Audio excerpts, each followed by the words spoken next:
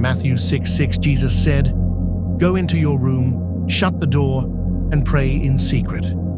Here, the door is not a room, but the mind. Shut the door to the noise, the worries, and the endless thoughts. Lay down, listen, and allow yourself to drift into sleep. These narrated stories are meant to help you surrender to stillness, to peace, and to rest. Close the inner door, let go, and fall asleep. Genesis chapter 1. In the beginning God created the heaven and the earth. And the earth was without form and void, and darkness was upon the face of the deep. And the Spirit of God moved upon the face of the waters. And God said, "Let there be light," and there was light. And God saw the light, that it was good, and God divided the light from the darkness. And God called the light day, and the darkness he called night. And the evening and the morning were the first day. And God said, "Let there be a firmament in the midst of the waters, and let it divide the waters from the waters." And God made the firmament, and divided the waters which were under the firmament from the waters which were above the firmament. And it was so. And God called the firmament heaven. And the evening and the morning were the second day. And God said, "Let the waters under the heaven be gathered together unto one place, and let the dry land appear." And it was so. And God called the dry land earth, and the gathering together of the waters called he seas. And God saw that it was good. And God said, "Let the earth bring forth grass, the herb yielding seed, and the fruit tree yielding fruit after his kind, whose seed is in itself upon the earth." And it was so. And the earth brought forth grass, an herb yielding seed after his kind, and the tree yielding fruit, whose seed was in itself after his kind. And God saw that it was good. And the evening and the morning were the third day. And God said, "Let there be lights in the firmament of the heaven to divide the day from the night, and let them be for signs, and for seasons, and for days and years. And let them be for lights in the firmament of the heaven to give light upon the earth." And it was so. And God made two great lights, the greater light to rule the day, and the lesser light to rule the night. He made the stars also. And God set them in the firmament of the heaven to give light upon the earth, and to rule over the day and over the night, and to divide the light from the darkness. And God saw that it was good. And the evening and the morning were the fourth day. And God said, "Let the waters bring forth abundantly the moving creature that hath life, and fowl that may fly above the earth in the open firmament of heaven." And God created great whales, and every living creature that moveth, which the waters brought forth abundantly, after their kind, and every winged fowl after his kind. And God saw that it was good. And God blessed them, saying, "Be fruitful and multiply, and fill the waters and the seas, and let fowl multiply in the earth." And the evening and the morning were the fifth day. And God said, "Let the earth bring forth the living creature after his kind, cattle and creeping thing, and beast of the earth after his kind." And it was so. And God made the beast of the earth after his kind, and cattle after their kind, and everything that creepeth upon the earth after his kind. And God saw that it was good. And God said, "Let us make man in our image, after our likeness. And let them have dominion over the fish of the sea, and over the fowl of the air, and over the cattle, and over all the earth, and over every creeping thing that creepeth upon the earth." So God created man in his own image. In the image of God created he him. Male and female created he them. And God blessed them.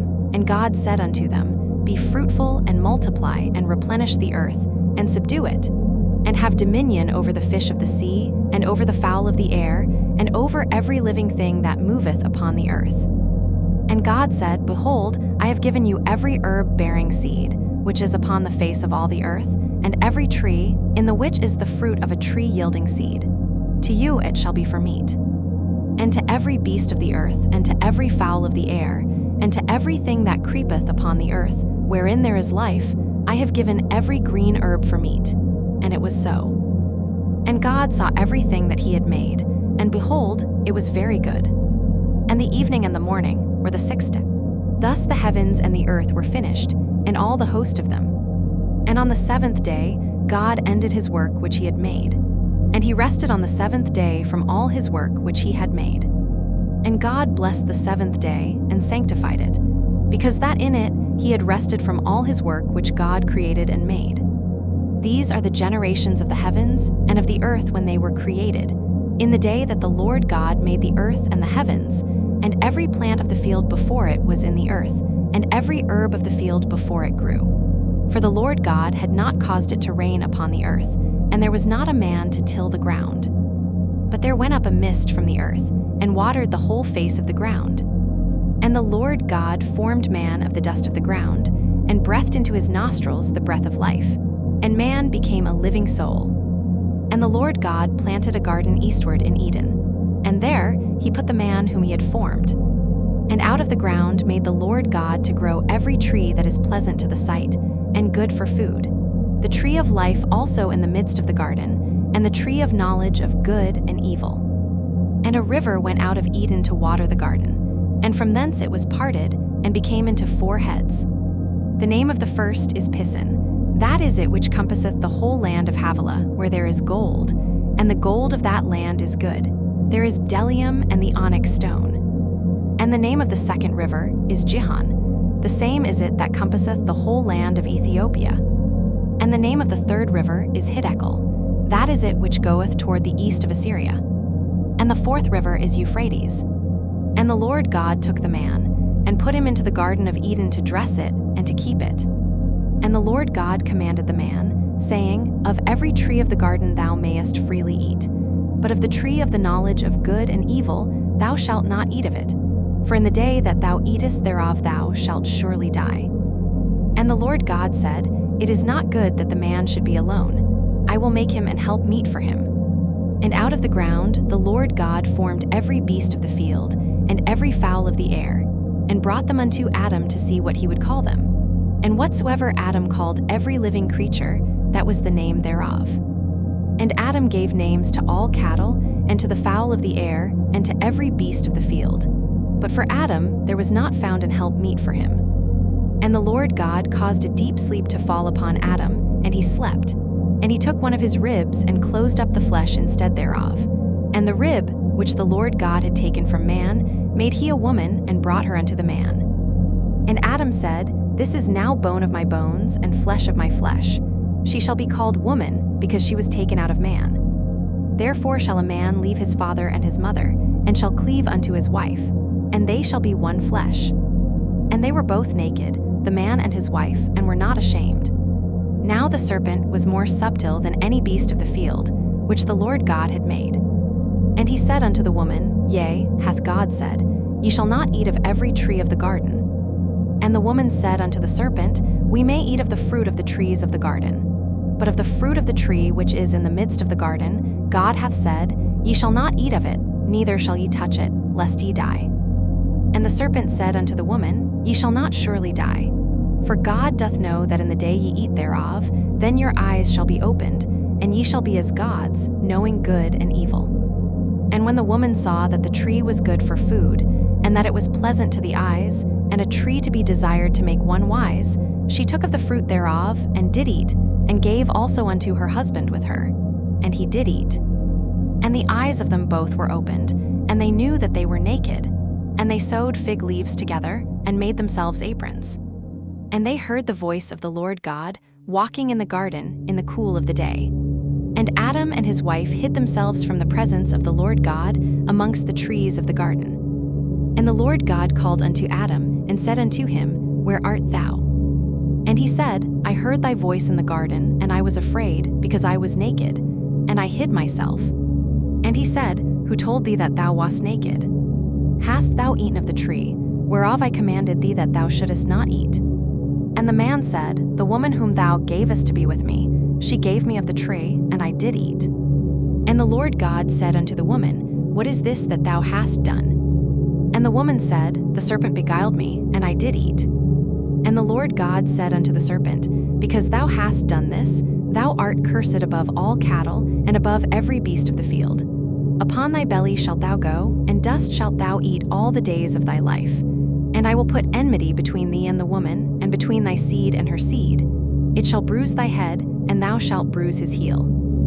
Unto the woman he said, I will greatly multiply thy sorrow and thy conception. In sorrow thou shalt bring forth children, and thy desire shall be to thy husband, and he shall rule over thee. And unto Adam he said, Because thou hast hearkened unto the voice of thy wife, and hast eaten of the tree of which I commanded thee, saying, Thou shalt not eat of it. Cursed is the ground for thy sake. In sorrow shalt thou eat of it all the days of thy life. Thorns also and thistles shall it bring forth to thee, and thou shalt eat the herb of the field. In the sweat of thy face shalt thou eat bread, till thou return unto the ground.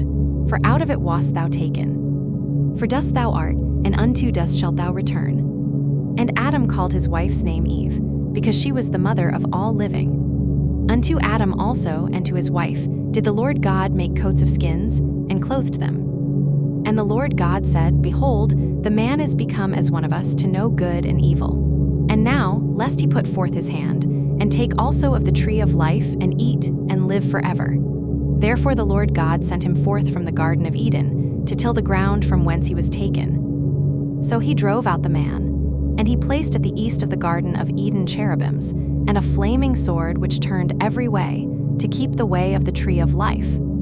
And Adam knew Eve his wife, and she conceived and bare Cain, and said, I have gotten a man from the Lord. And she again bare his brother Abel. And Abel was a keeper of sheep, but Cain was a tiller of the ground.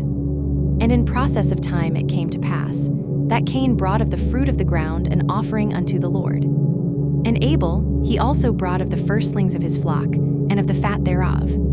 And the Lord had respect unto Abel and to his offering, but unto Cain and to his offering he had not respect. And Cain was very wroth, and his countenance fell.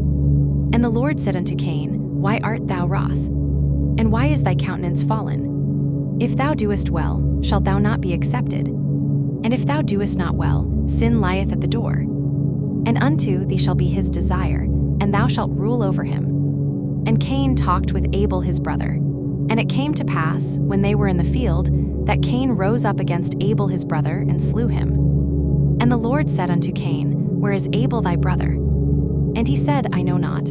Am I my brother's keeper? And he said, What hast thou done? The voice of thy brother's blood crieth unto me from the ground. And now art thou cursed from the earth, which hath opened her mouth to receive thy brother's blood from thy hand. When thou tillest the ground, it shall not henceforth yield unto thee her strength. A fugitive and a vagabond shalt thou be in the earth. And Cain said unto the Lord, My punishment is greater than I can bear. Behold, thou hast driven me out this day from the face of the earth, and from thy face shall I be hid, and I shall be a fugitive and a vagabond in the earth. And it shall come to pass, that every one that findeth me shall slay me. And the Lord said unto him, Therefore whosoever slayeth Cain, vengeance shall be taken on him sevenfold. And the Lord set a mark upon Cain, lest any finding him should kill him. And Cain went out from the presence of the Lord, and dwelt in the land of Nod, on the east of Eden. And Cain knew his wife, and she conceived and bare Enoch. And he builded a city, and called the name of the city after the name of his son, Enoch. And unto Enoch was born Arad, and Arad begat Mehuel, and Mehuel begat Methusael, and Methusael begat Lamech. And Lamech took unto him 2 wives. The name of the one was Adah, and the name of the other Zillah. And Adah bare Jabal. He was the father of such as dwell in tents, and of such as have cattle. And his brother's name was Jubal. He was the father of all such as handle the harp and organ. And Zillah, she also bare Tubal-Cain, an instructor of every artificer in brass and iron. And the sister of Tubal-Cain was Naamah. And Lamech said unto his wives, Adah and Zillah, hear my voice. Ye wives of Lamech, hearken unto my speech. For I have slain a man to my wounding, and a young man to my hurt. If Cain shall be avenged sevenfold, truly Lamech 70 and sevenfold. And Adam knew his wife again, and she bare a son, and called his name Seth. For God, said she, hath appointed me another seed instead of Abel, whom Cain slew. And to Seth, to him also there was born a son, and he called his name Enos. Then began men to call upon the name of the Lord. This is the book of the generations of Adam. In the day that God created man, in the likeness of God made he him. Male and female created he them, and blessed them, and called their name Adam, in the day when they were created. And Adam lived 130 years, and begat a son in his own likeness, and after his image, and called his name Seth. And the days of Adam after he had begotten Seth were 800 years, and he begat sons and daughters. And all the days that Adam lived were 930 years, and he died. And Seth lived 105 years, and begat Enos. And Seth lived after he begat Enos 807 years, and begat sons and daughters. And all the days of Seth were 912 years, and he died. And Enos lived 90 years, and begat Canaan. And Enos lived after he begat Canaan 815 years, and begat sons and daughters. And all the days of Enos were 905 years, and he died. And Canaan lived 70 years, and begat Mahalaleel. And Canaan lived after he begat Mahalaleel 840 years, and begat sons and daughters. And all the days of Canaan were 910 years, and he died. And Mahalaleel lived 65 years, and begat Jared. And Mahalaleel lived after he begat Jared 830 years, and begat sons and daughters. And all the days of Mahalaleel were 895 years, and he died. And Jared lived 162 years, and he begat Enoch. And Jared lived after he begat Enoch 800 years, and begat sons and daughters. And all the days of Jared were 962 years, and he died. And Enoch lived 65 years, and begat Methuselah. And Enoch walked with God after he begat Methuselah 300 years, and begat sons and daughters. And all the days of Enoch were 365 years. And Enoch walked with God, and he was not, for God took him. And Methuselah lived 187 years, and begat Lamech. And Methuselah lived after he begat Lamech 782 years, and begat sons and daughters. And all the days of Methuselah were 969 years, and he died. And Lamech lived 182 years, and begat a son. And he called his name Noah, saying, This same shall comfort us concerning our work and toil of our hands, because of the ground which the Lord hath cursed. And Lamech lived after he begat Noah 595 years, and begat sons and daughters. And all the days of Lamech were 777 years, and he died. And Noah was 500 years old, and Noah begat Shem, Ham, and Japheth. And it came to pass, when men began to multiply on the face of the earth, and daughters were born unto them, that the sons of God saw the daughters of men that they were fair, and they took them wives of all which they chose. And the Lord said, My spirit shall not always strive with man, for that he also is flesh, yet his days shall be 120 years. There were giants in the earth in those days, and also after that, when the sons of God came in unto the daughters of men, and they bare children to them, the same became mighty men which were of old, men of renown. And God saw that the wickedness of man was great in the earth, and that every imagination of the thoughts of his heart was only evil continually. And it repented the Lord that he had made man on the earth, and it grieved him at his heart. And the Lord said, I will destroy man whom I have created from the face of the earth, both man and beast, and the creeping thing, and the fowls of the air. For it repenteth me that I have made them. But Noah found grace in the eyes of the Lord. These are the generations of Noah. Noah was a just man and perfect in his generations, and Noah walked with God. And Noah begat 3 sons, Shem, Ham, and Japheth. The earth also was corrupt before God, and the earth was filled with violence. And God looked upon the earth, and behold, it was corrupt, for all flesh had corrupted his way upon the earth. And God said unto Noah, The end of all flesh is come before me, for the earth is filled with violence through them, and behold, I will destroy them with the earth. Make thee an ark of gopher wood. Rooms shalt thou make in the ark, and shalt pitch it within and without with pitch. And this is the fashion which thou shalt make it of. The length of the ark shall be 300 cubits, the breadth of it 50 cubits, and the height of it 30 cubits. A window shalt thou make to the ark, and in a cubit shalt thou finish it above. And the door of the ark shalt thou set in the side thereof. With lower, second, and third stories shalt thou make it. And behold, I, even I, do bring a flood of waters upon the earth, to destroy all flesh, wherein is the breath of life from under heaven, and everything that is in the earth shall die. But with thee will I establish my covenant, and thou shalt come into the ark, thou, and thy sons, and thy wife, and thy sons' wives with thee. And of every living thing of all flesh, 2 of every sort shalt thou bring into the ark, to keep them alive with thee. They shall be male and female. Of fowls after their kind, and of cattle after their kind, of every creeping thing of the earth after his kind, 2 of every sort shall come unto thee, to keep them alive. And take thou unto thee of all food that is eaten, and thou shalt gather it to thee, and it shall be for food for thee and for them. Thus did Noah, according to all that God commanded him, so did he.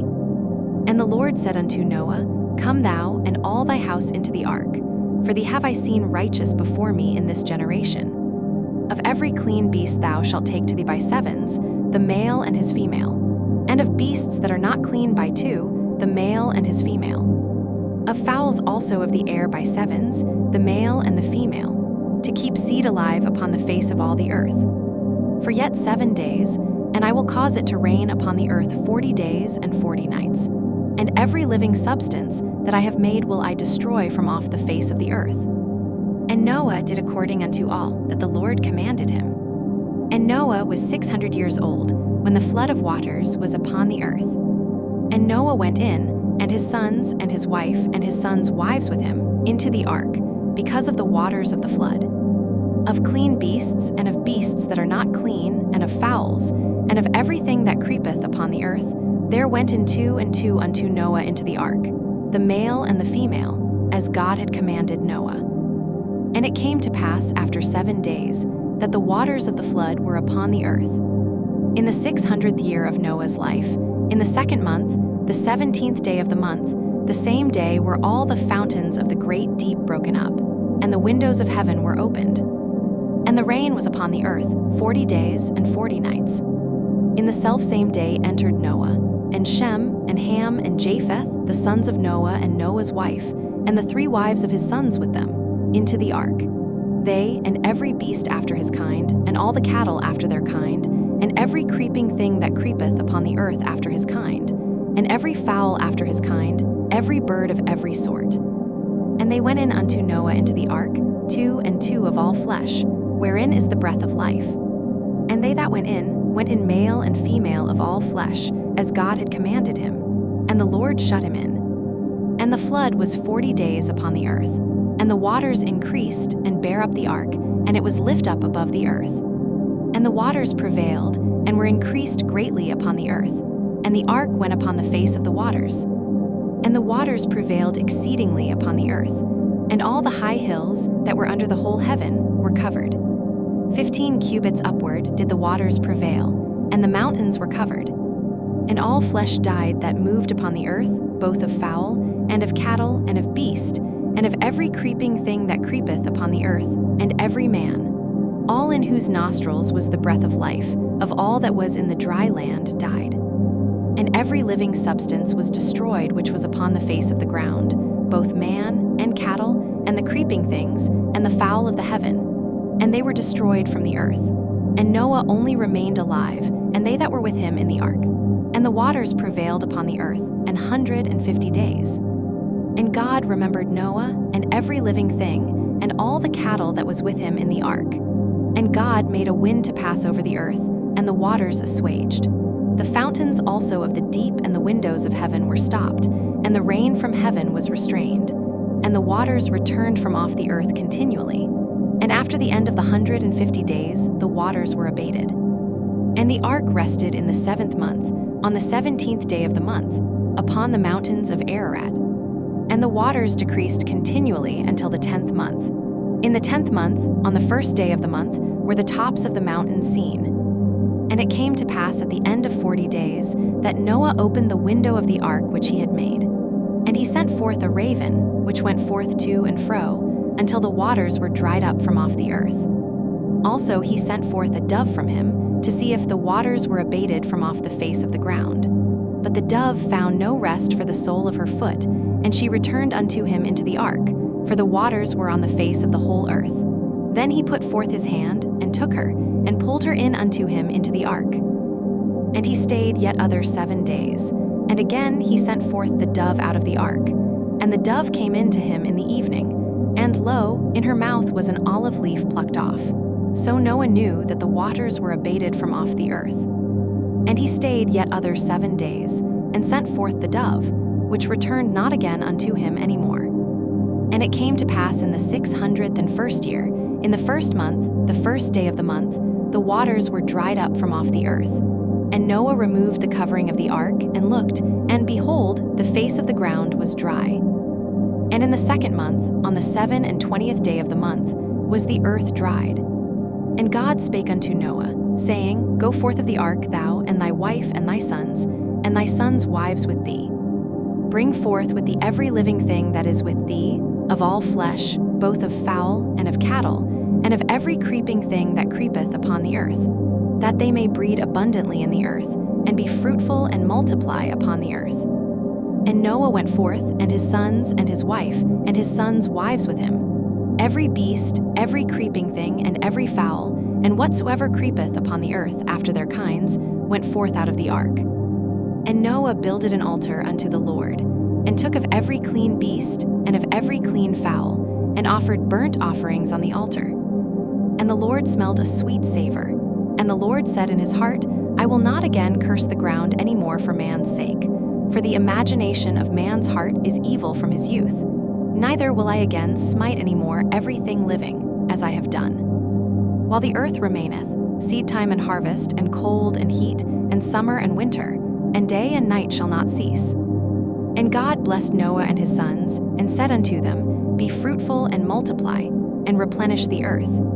And the fear of you and the dread of you shall be upon every beast of the earth, and upon every fowl of the air, upon all that moveth upon the earth, and upon all the fishes of the sea. Into your hand are they delivered. Every moving thing that liveth shall be meat for you. Even as the green herb have I given you all things. But flesh with the life thereof, which is the blood thereof, shall ye not eat. And surely your blood of your lives will I require.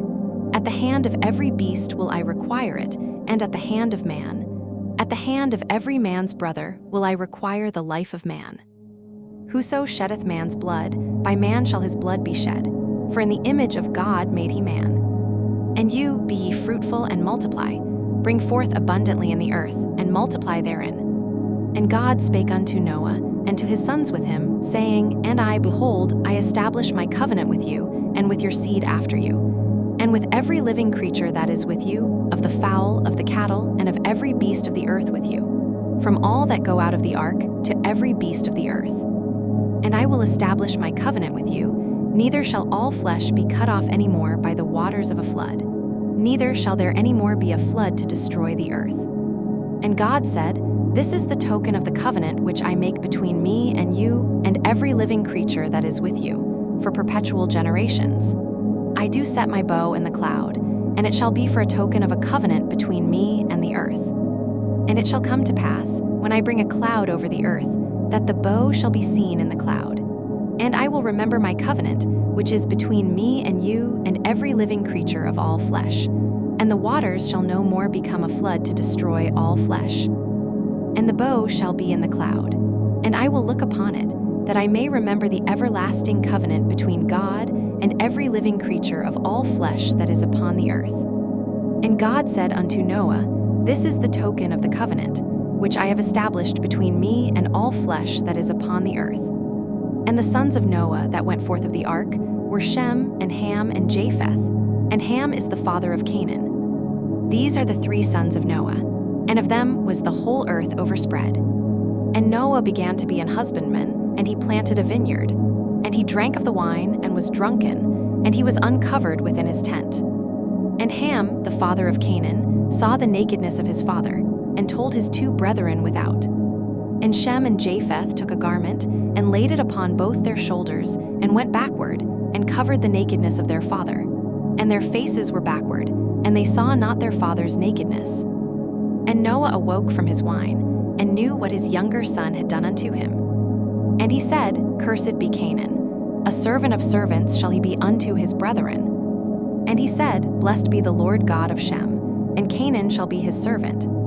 God shall enlarge Japheth, and he shall dwell in the tents of Shem, and Canaan shall be his servant. And Noah lived after the flood 350 years. And all the days of Noah were 950 years, and he died. Now these are the generations of the sons of Noah, Shem, Ham, and Japheth, and unto them were sons born after the flood. The sons of Japheth, Gomer and Magog and Madai and Javan and Tubal and Meshech and Tiras.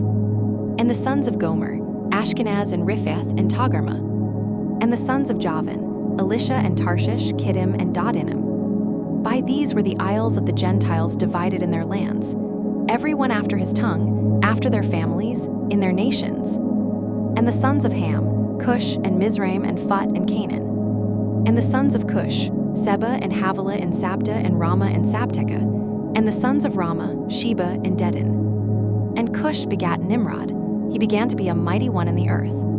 He was a mighty hunter before the Lord. Wherefore it is said, even as Nimrod the mighty hunter before the Lord. And the beginning of his kingdom was Babel, and Erech, and Akkad, and Calneh, in the land of Shinar. Out of that land went forth Asshur, and builded Nineveh, and the city Rehoboth, and Calah, and Rezen between Nineveh and Calah. The same is a great city. And Mizraim begat Ludim, and Anamim, and Lehabim, and Naphtuhim, and Pathrusim, and Casluhim, out of whom came Philistim, and Caphtorim. And Canaan begat Sidon his firstborn, and Heth, and the Jebusite, and the Amorite, and the Girgasite, and the Hivite, and the Arkite, and the Sinite, and the Arvadite, and the Zemarite, and the Hamathite. And afterward were the families of the Canaanites spread abroad. And the border of the Canaanites was from Sidon, as thou comest to Gerar, unto Gaza, as thou goest, unto Sodom, and Gomorrah, and Admah, and Zeboim, even unto Lasha. These are the sons of Ham, after their families, after their tongues in their countries and in their nations. Unto Shem also, the father of all the children of Eber, the brother of Japheth the elder, even to him were children born. The children of Shem, Elam and Asshur and Arphaxad and Lud and Aram. And the children of Aram, Uz and Hul and Gether and Mash. And Arphaxad begat Salah, and Salah begat Eber. And unto Eber were born two sons. The name of one was Peleg, for in his days was the earth divided, and his brother's name was Joktan. And Joktan begat Almadad, and Sheleph, and Hazarmaveth, and Jerah, and Hadoram, and Uzal, and Diklah, and Obal, and Abimael, and Sheba, and Ophir, and Havilah, and Jobab. All these were the sons of Joktan. And their dwelling was from Mesha, as thou goest unto Sephar amount of the east.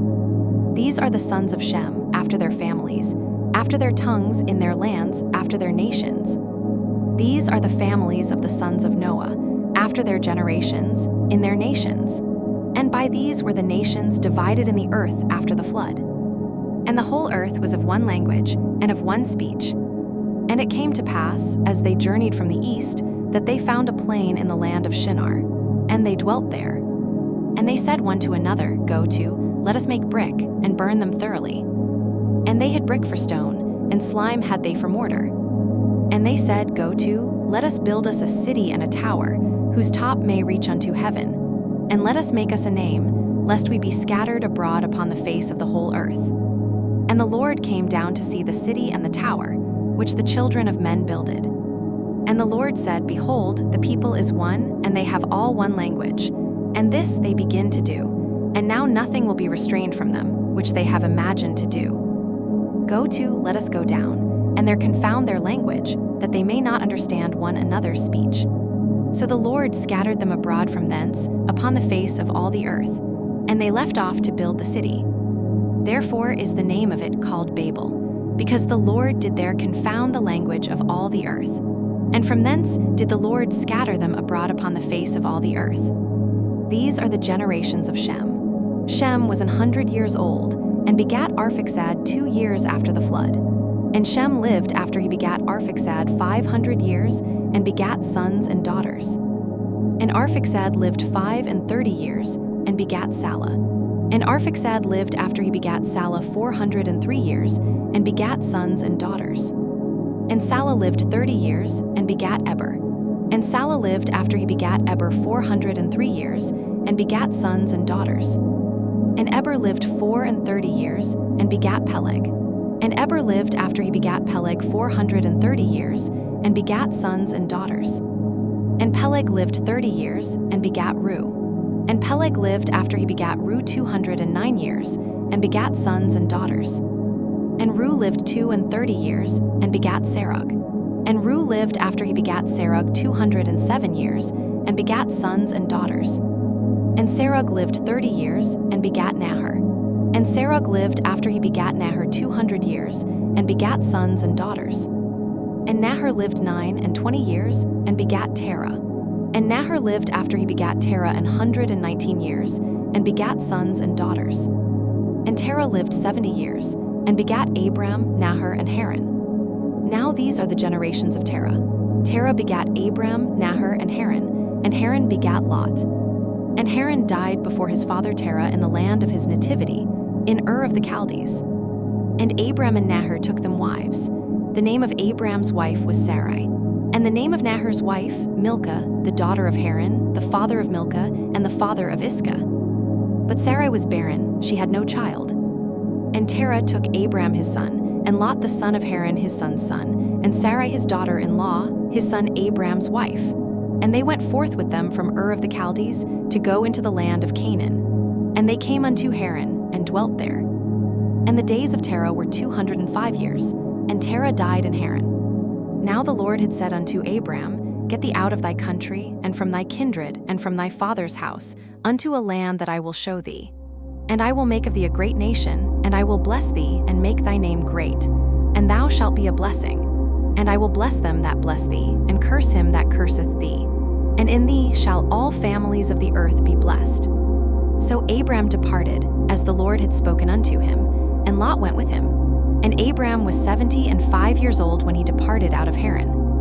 And Abram took Sarai his wife, and Lot his brother's son, and all their substance that they had gathered, and the souls that they had gotten in Haran. And they went forth to go into the land of Canaan, and into the land of Canaan they came. And Abram passed through the land unto the place of Sichem, unto the plain of Moreh. And the Canaanite was then in the land. And the Lord appeared unto Abram, and said, Unto thy seed will I give this land. And there builded he an altar unto the Lord, who appeared unto him. And he removed from thence unto a mountain on the east of Bethel, and pitched his tent, having Bethel on the west, and Hai on the east. And there he builded an altar unto the Lord, and called upon the name of the Lord. And Abram journeyed, going on still toward the south. And there was a famine in the land. And Abram went down into Egypt to sojourn there, for the famine was grievous in the land.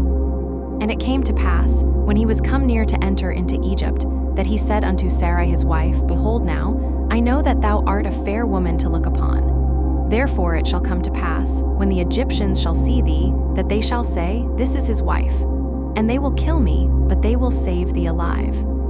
Say, I pray thee, thou art my sister, that it may be well with me for thy sake, and my soul shall live because of thee. And it came to pass, that, when Abram was come into Egypt, the Egyptians beheld the woman that she was very fair.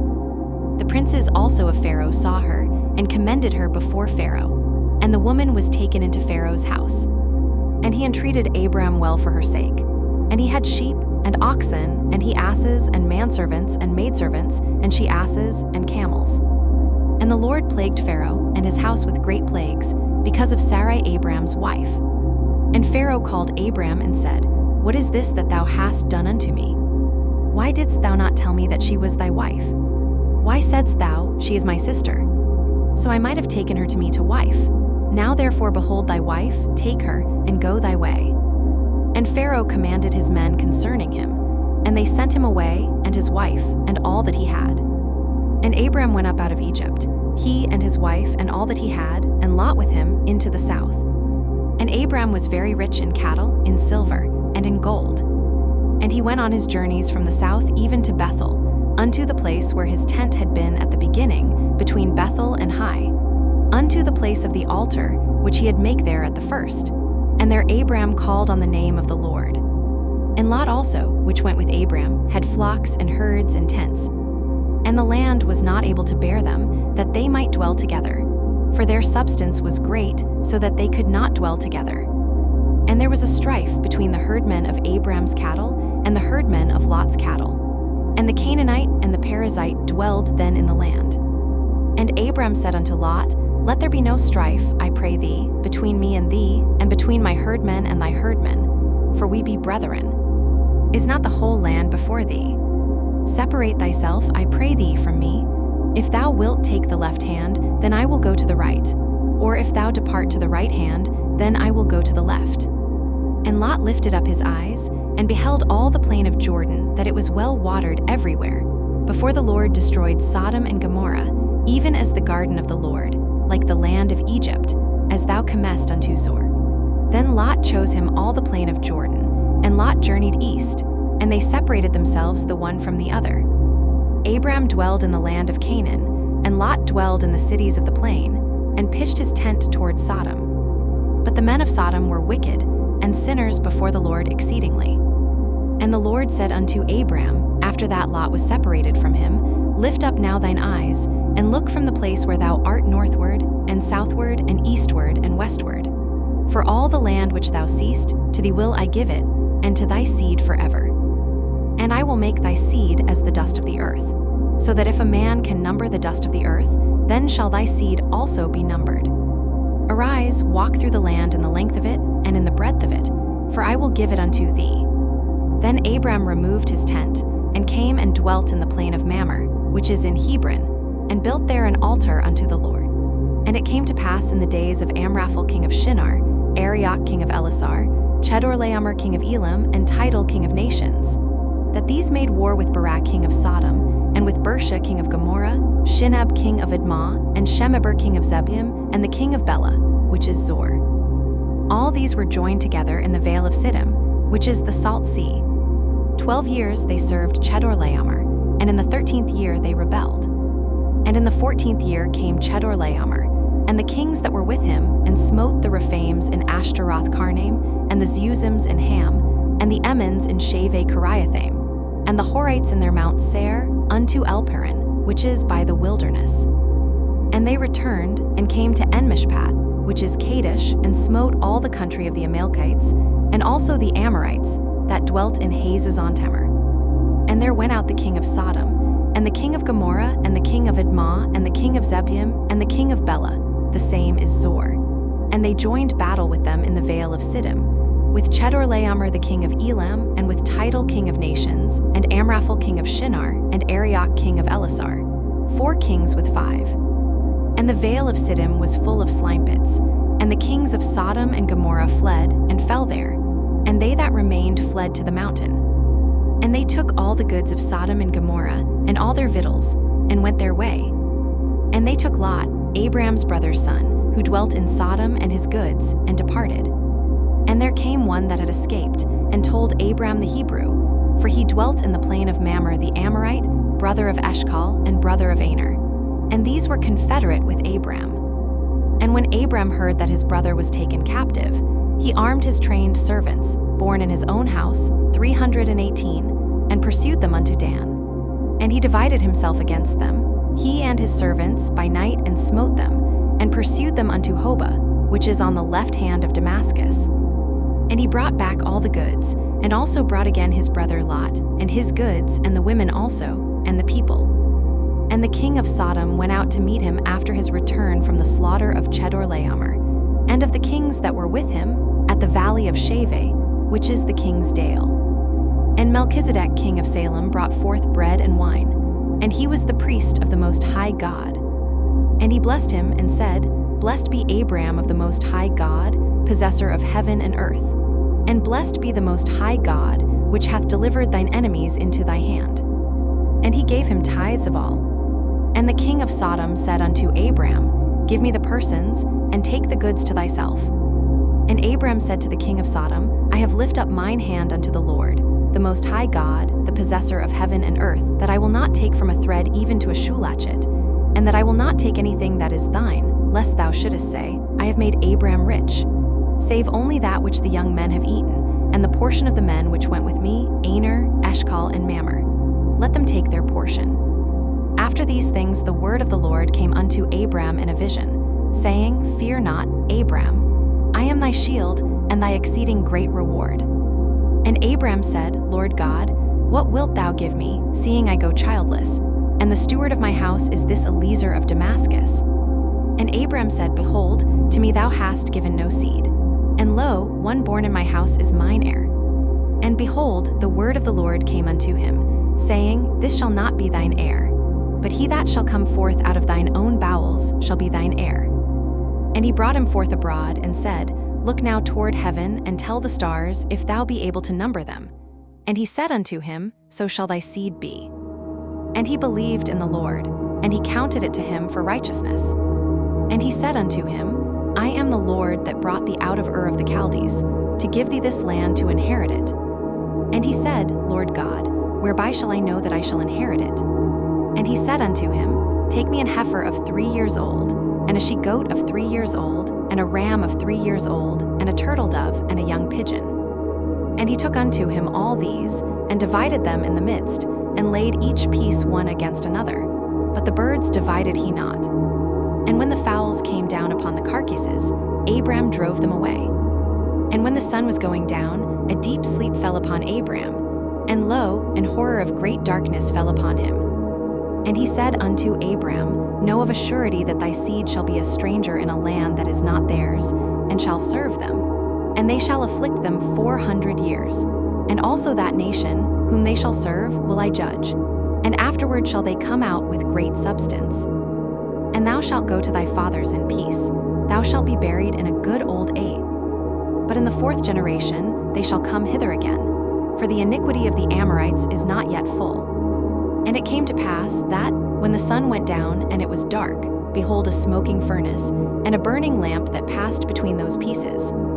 In the same day the Lord made a covenant with Abram, saying, Unto thy seed have I given this land, from the river of Egypt unto the great river, the river Euphrates. The Kenites, and the Kenizzites, and the Cadmonites, and the Hittites, and the Perizzites, and the Rephaims, and the Amorites, and the Canaanites, and the Girgashites, and the Jebusites. Now Sarai Abram's wife bare him no children, and she had an handmaid, an Egyptian, whose name was Hagar. And Sarai said unto Abram, Behold now, the Lord hath restrained me from bearing. I pray thee, go in unto my maid. It may be that I may obtain children by her. And Abram hearkened to the voice of Sarai. And Sarai, Abram's wife, took Hagar, her maid the Egyptian, after Abram had dwelt 10 years in the land of Canaan, and gave her to her husband Abram to be his wife. And he went in unto Hagar, and she conceived. And when she saw that she had conceived, her mistress was despised in her eyes. And Sarai said unto Abram, My wrong be upon thee. I have given my maid into thy bosom. And when she saw that she had conceived, I was despised in her eyes. The Lord judge between me and thee. But Abram said unto Sarai, Behold, thy maid is in thine hand. Do to her as it pleaseth thee. And when Sarai dealt hardly with her, she fled from her face. And the angel of the Lord found her by a fountain of water in the wilderness, by the fountain in the way to Shur. And he said, Hagar, Sarai's maid, whence camest thou? And whither wilt thou go? And she said, I flee from the face of my mistress Sarai. And the angel of the Lord said unto her, Return to thy mistress, and submit thyself under her hands.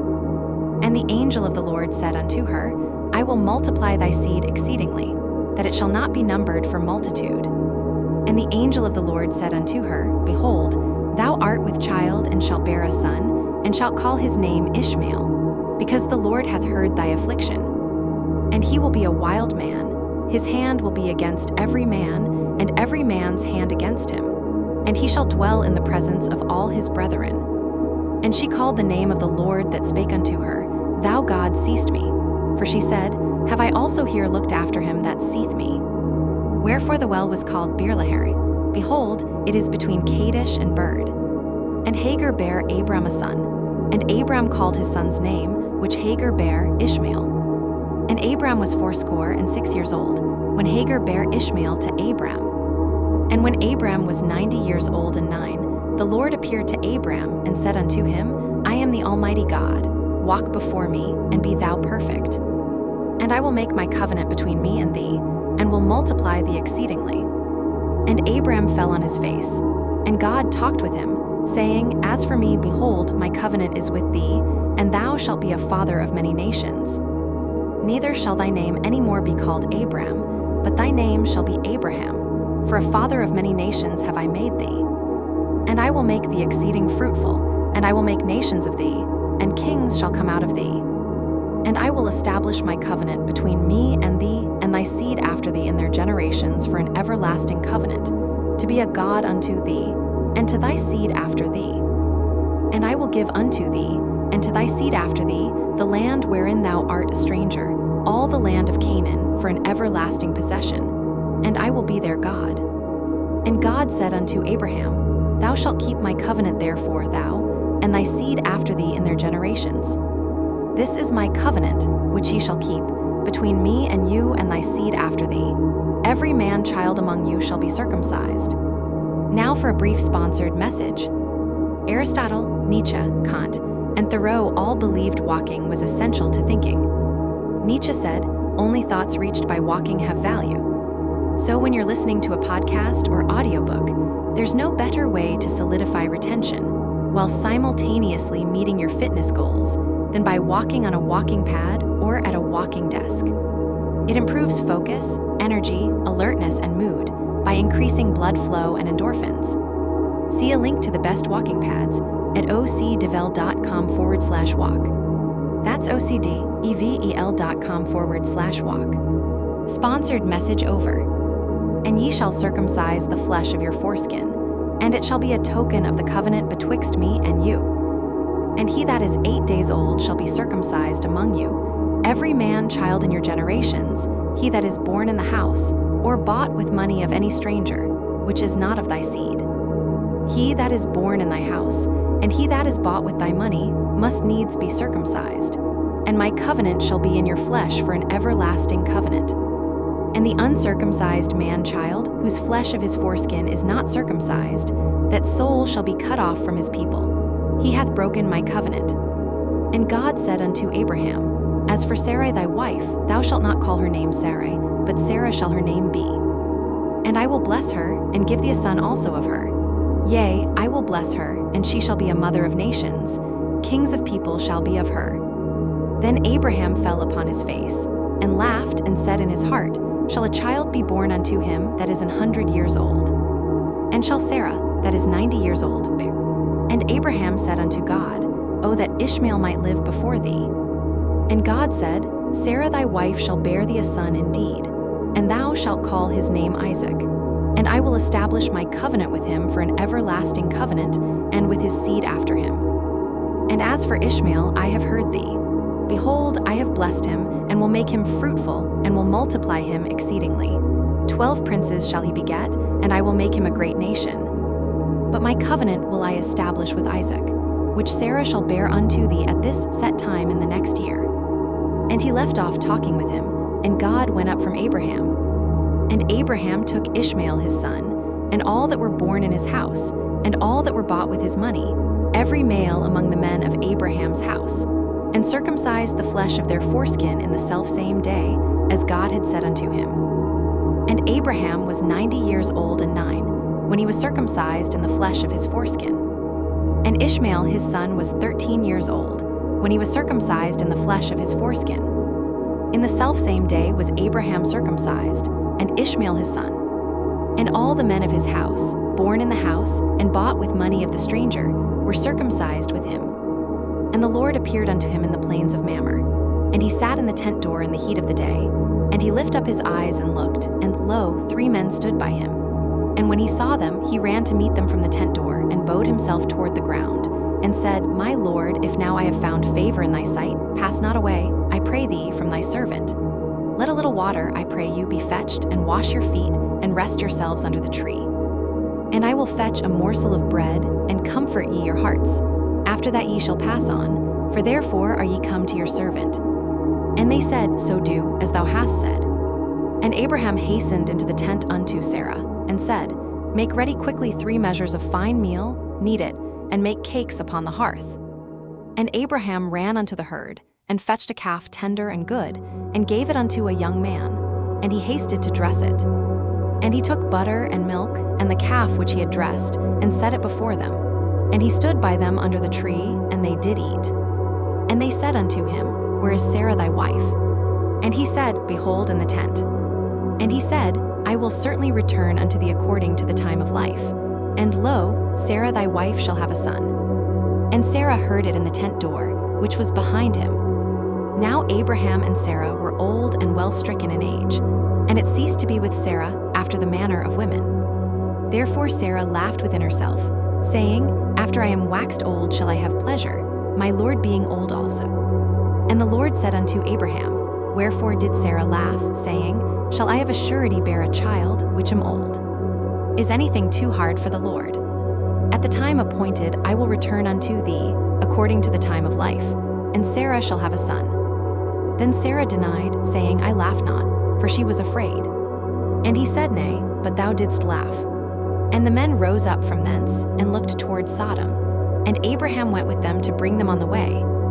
And the Lord said, Shall I hide from Abraham that thing which I do? Seeing that Abraham shall surely become a great and mighty nation, and all the nations of the earth shall be blessed in him. For I know him, that he will command his children and his household after him, and they shall keep the way of the Lord, to do justice and judgment, that the Lord may bring upon Abraham that which he hath spoken of him.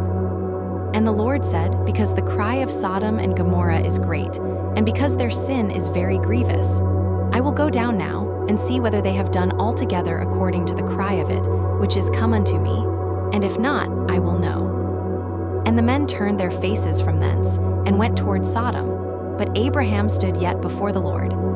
And Abraham drew near, and said, Wilt thou also destroy the righteous with the wicked? Peradventure there be 50 righteous within the city. Wilt thou also destroy, and not spare the place for the 50 righteous that are therein? That be far from thee to do after this manner, to slay the righteous with the wicked, and that the righteous should be as the wicked, that be far from thee. Shall not the judge of all the earth do right?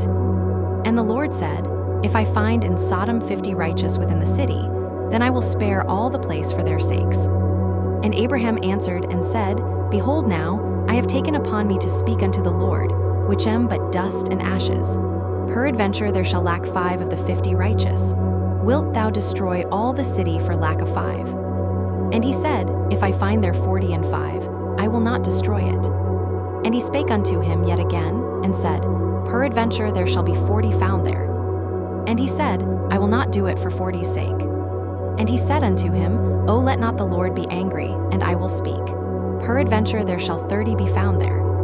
And he said, I will not do it, if I find 30 there. And he said, Behold now, I have taken upon me to speak unto the Lord. Peradventure there shall be 20 found there. And he said, I will not destroy it for 20's sake. And he said, O let not the Lord be angry, and I will speak yet but this once. Peradventure 10 shall be found there. And he said, I will not destroy it for 10's sake. And the Lord went his way, as soon as he had left communing with Abraham, and Abraham returned unto his place. And there came 2 angels to Sodom at even, and Lot sat in the gate of Sodom. And Lot seeing them rose up to meet them, and he bowed himself with his face toward the ground. And he said, Behold now, my lords, turn in, I pray you, into your servant's house, and tarry all night, and wash your feet, and ye shall rise up early, and go on your ways. And they said, Nay, but we will abide in the street all night. And he pressed upon them greatly, and they turned in unto him, and entered into his house. And he made them a feast, and did bake unleavened bread, and they did eat. But before they lay down, the men of the city, even the men of Sodom, compassed the house round, both old and young, all the people from every quarter. And they called unto Lot, and said unto him, Where are the men which came in to thee this night? Bring them out unto us, that we may know them. And Lot went out at the door unto them, and shut the door after him, and said, I pray you, brethren, do not so wickedly. Behold now, I have 2 daughters which have not known man. Let me, I pray you, bring them out unto you, and do ye to them as is good in your eyes. Only unto these men do nothing, for therefore came they under the shadow of my roof. And they said, Stand back. And they said again, This one fellow came in to sojourn, and he will needs be a judge. Now will we deal worse with thee than with them. And they pressed sore upon the man, even Lot, and came near to break the door. But the men put forth their hand, and pulled Lot into the house to them, and shut to the door. And they smote the men that were at the door of the house with blindness, both small and great, so that they wearied themselves to find the door. And the men said unto Lot, Hast thou here any besides? Son-in-law, and thy sons, and thy daughters, and whatsoever thou hast in the city, bring them out of this place. For we will destroy this place, because the cry of them is waxen great before the face of the Lord, and the Lord hath sent us to destroy it. And Lot went out and spake unto his sons-in-law, which married his daughters, and said, Up, get you out of this place, for the Lord will destroy this city. But he seemed as one that mocked unto his sons-in-law. And when the morning arose, then the angels hastened Lot, saying, Arise, take thy wife, and thy 2 daughters which are here, lest thou be consumed in the iniquity of the city. And while he lingered, the men laid hold upon his hand, and upon the hand of his wife, and upon the hand of his 2 daughters, the Lord being merciful unto him. And they brought him forth, and set him without the city. And it came to pass, when they had brought them forth abroad, that he said, Escape for thy life. Look not behind thee, neither stay thou in all the plain. Escape to the mountain, lest thou be consumed. And Lot said unto them, O, not so, my lord. Behold, now thy servant hath found grace in thy sight, and thou hast magnified thy mercy, which thou hast showed unto me in saving my life. And I cannot escape to the mountain, lest some evil take me, and I die. Behold, now this city is near to flee unto, and it is a little one. Oh, let me escape thither, is it not a little one? And my soul shall live. And he said unto him, See, I have accepted thee concerning this thing also, that I will not overthrow this city, for the which thou hast spoken. Haste thee, escape thither, for I cannot do anything till thou be come thither.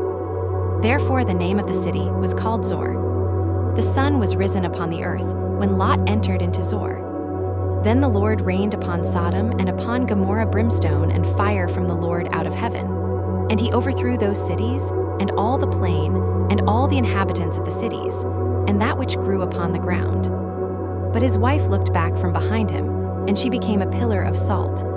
And Abraham gat up early in the morning to the place where he stood before the Lord.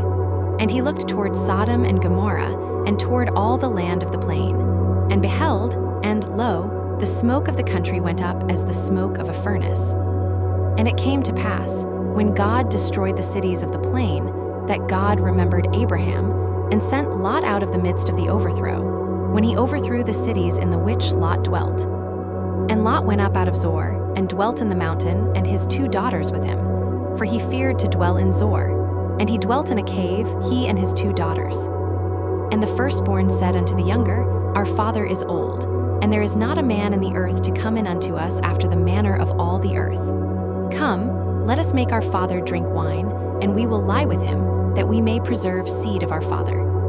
And they made their father drink wine that night. And the firstborn went in and lay with her father, and he perceived not when she lay down, nor when she arose. And it came to pass on the morrow, that the firstborn said unto the younger, Behold, I lay yesternight with my father. Let us make him drink wine this night also, and go thou in and lie with him, that we may preserve seed of our father. And they made their father drink wine that night also. And the younger arose and lay with him, and he perceived not when she lay down, nor when she arose. Thus were both the daughters of Lot with child by their father. And the firstborn bare a son, and called his name Moab. The same is the father of the Moabites unto this day. And the younger, she also bare a son, and called his name Ben-Ammi. The same is the father of the children of Ammon unto this day. And Abraham journeyed from thence toward the south country, and dwelled between Kadesh and Shur, and sojourned in Gerar. And Abraham said of Sarah his wife, She is my sister. And Abimelech king of Gerar sent, and took Sarah. But God came to Abimelech in a dream by night, and said to him, Behold, thou art but a dead man, for the woman which thou hast taken, for she is a man's wife. But Abimelech had not come near her. And he said, Lord, wilt thou slay also a righteous nation? Said he not unto me, She is my sister? And she, even she herself said, He is my brother.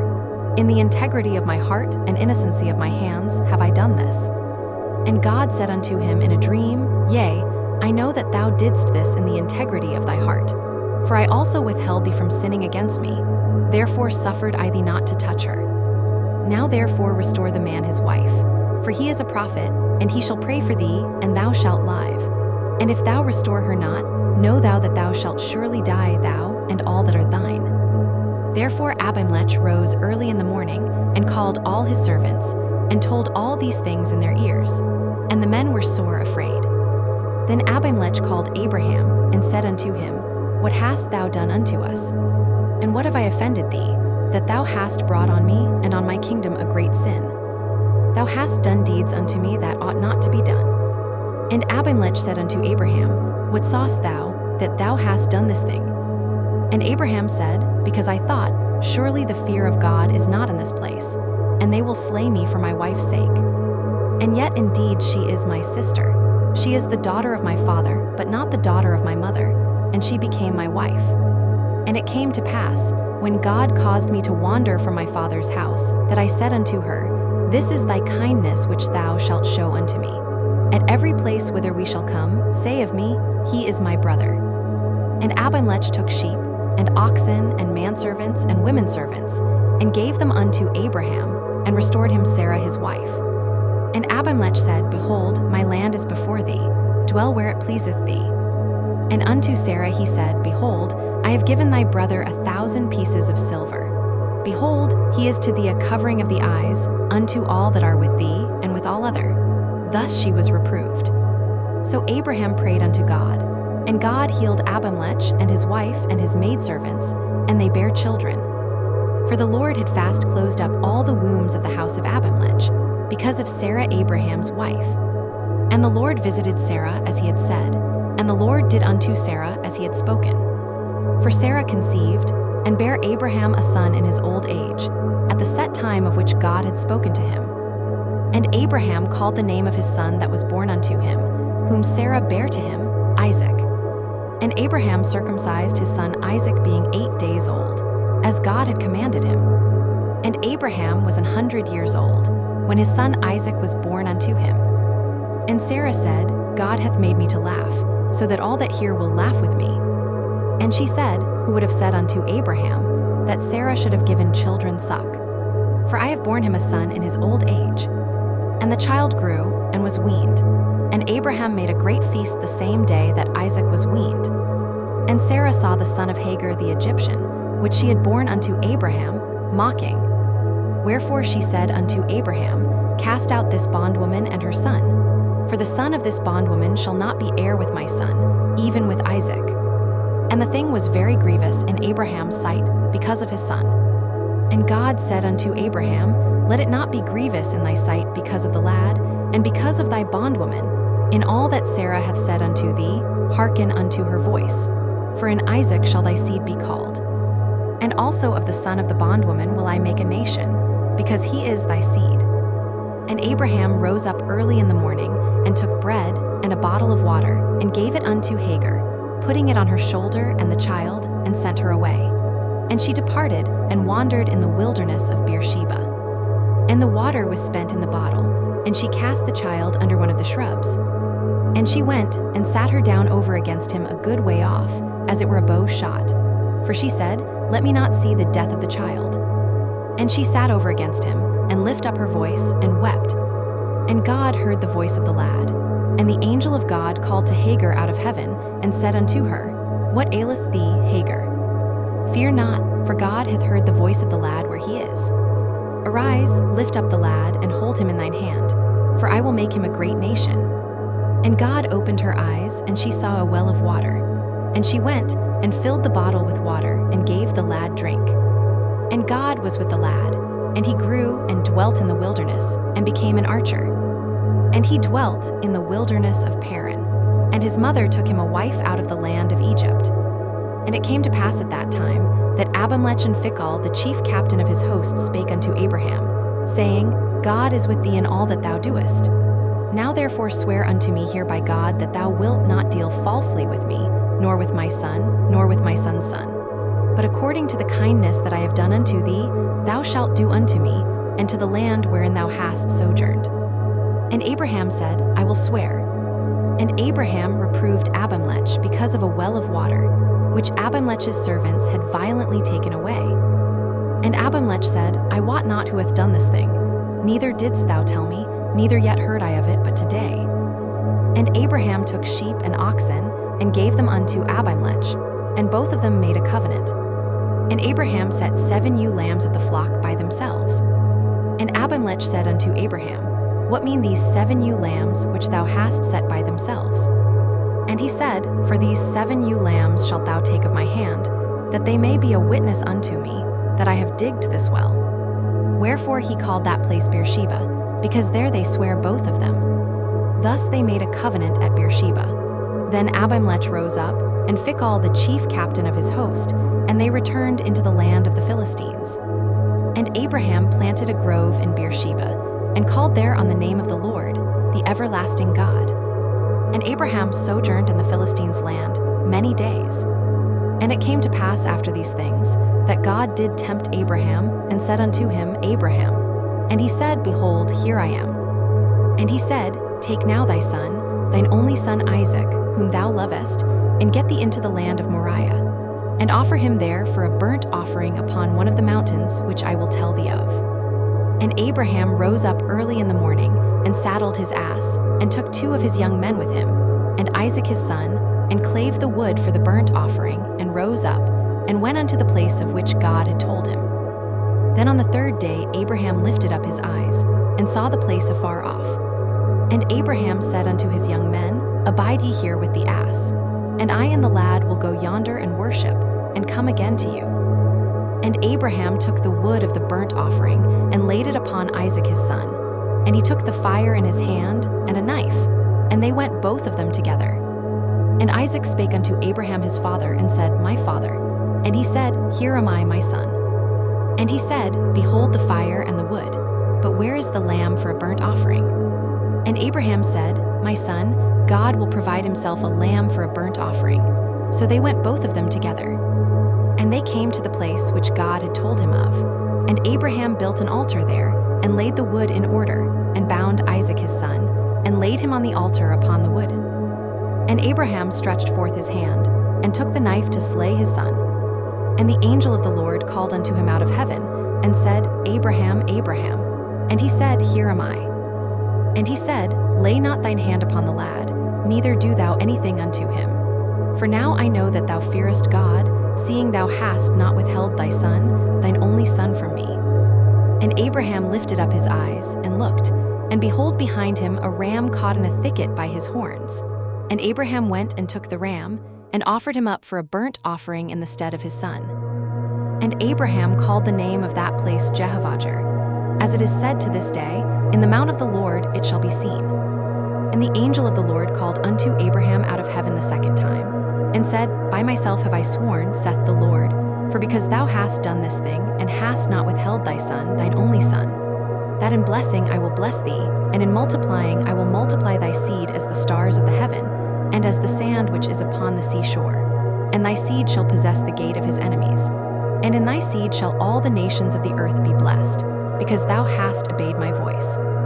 So Abraham returned unto his young men, and they rose up and went together to Beersheba, and Abraham dwelt at Beersheba. And it came to pass after these things, that it was told Abraham, saying, Behold, Milcah, she hath also borne children unto thy brother Nahor, Huz his firstborn, and Buz his brother, and Kemuel the father of Aram, and Hesed, and Hazo, and Pildash, and Jidlaph, and Bethuel. And Bethuel begat Rebekah. These 8 Milcah did bear to Nahor, Abraham's brother. And his concubine, whose name was Reumah, she bare also Tebah, and Gaham, and Thahash, and Maachah. And Sarah was 127 years old. These were the years of the life of Sarah. And Sarah died in Kirjatharba. The same is Hebron in the land of Canaan. And Abraham came to mourn for Sarah, and to weep for her. And Abraham stood up from before his dead, and spake unto the sons of Heth, saying, I am a stranger and a sojourner with you. Give me a possession of a burying place with you, that I may bury my dead out of my sight. And the children of Heth answered Abraham, saying unto him, Hear us, my lord. Thou art a mighty prince among us. In the choice of our sepulchres bury thy dead. None of us shall withhold from thee his sepulchre, but that thou mayest bury thy dead. And Abraham stood up, and bowed himself to the people of the land, even to the children of Heth.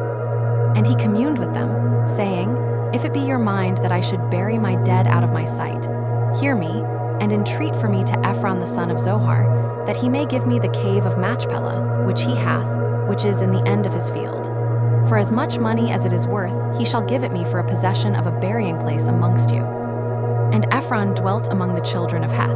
And Ephron the Hittite answered Abraham in the audience of the children of Heth, even of all that went in at the gate of his city, saying, Nay, my Lord, hear me. The field give I thee, and the cave that is therein I give it thee. In the presence of the sons of my people give I it thee. Bury thy dead. And Abraham bowed down himself before the people of the land. And he spake unto Ephron in the audience of the people of the land, saying, But if thou wilt give it, I pray thee, hear me. I will give thee money for the field, take it of me, and I will bury my dead there. And Ephron answered Abraham, saying unto him, My Lord, hearken unto me. The land is worth 400 shekels of silver. What is that betwixt me and thee? Bury therefore thy dead. And Abraham hearkened unto Ephron. And Abraham weighed to Ephron the silver, which he had named in the audience of the sons of Heth, 400 shekels of silver, current money with the merchant.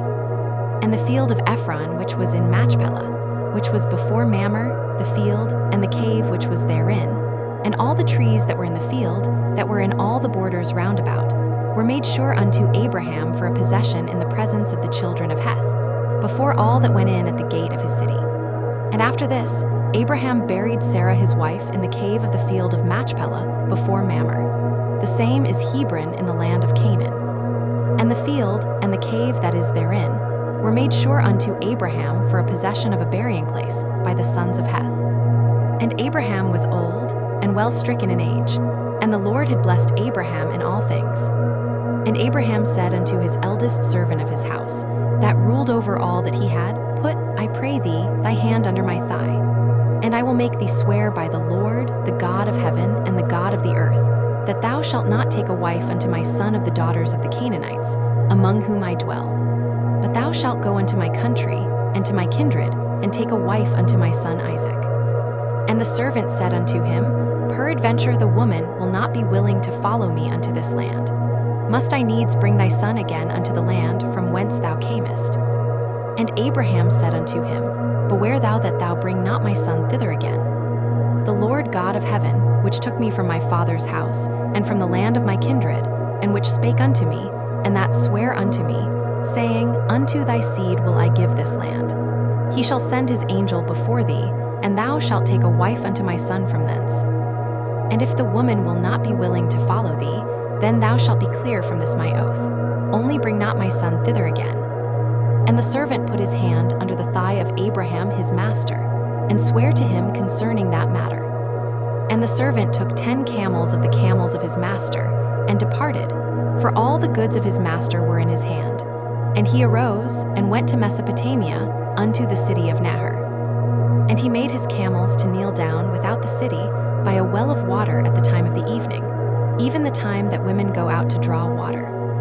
And he said, O Lord God of my master Abraham, I pray thee, send me good speed this day, and show kindness unto my master Abraham. Behold, I stand here by the well of water, and the daughters of the men of the city come out to draw water. And let it come to pass, that the damsel to whom I shall say, Let down thy pitcher, I pray thee, that I may drink.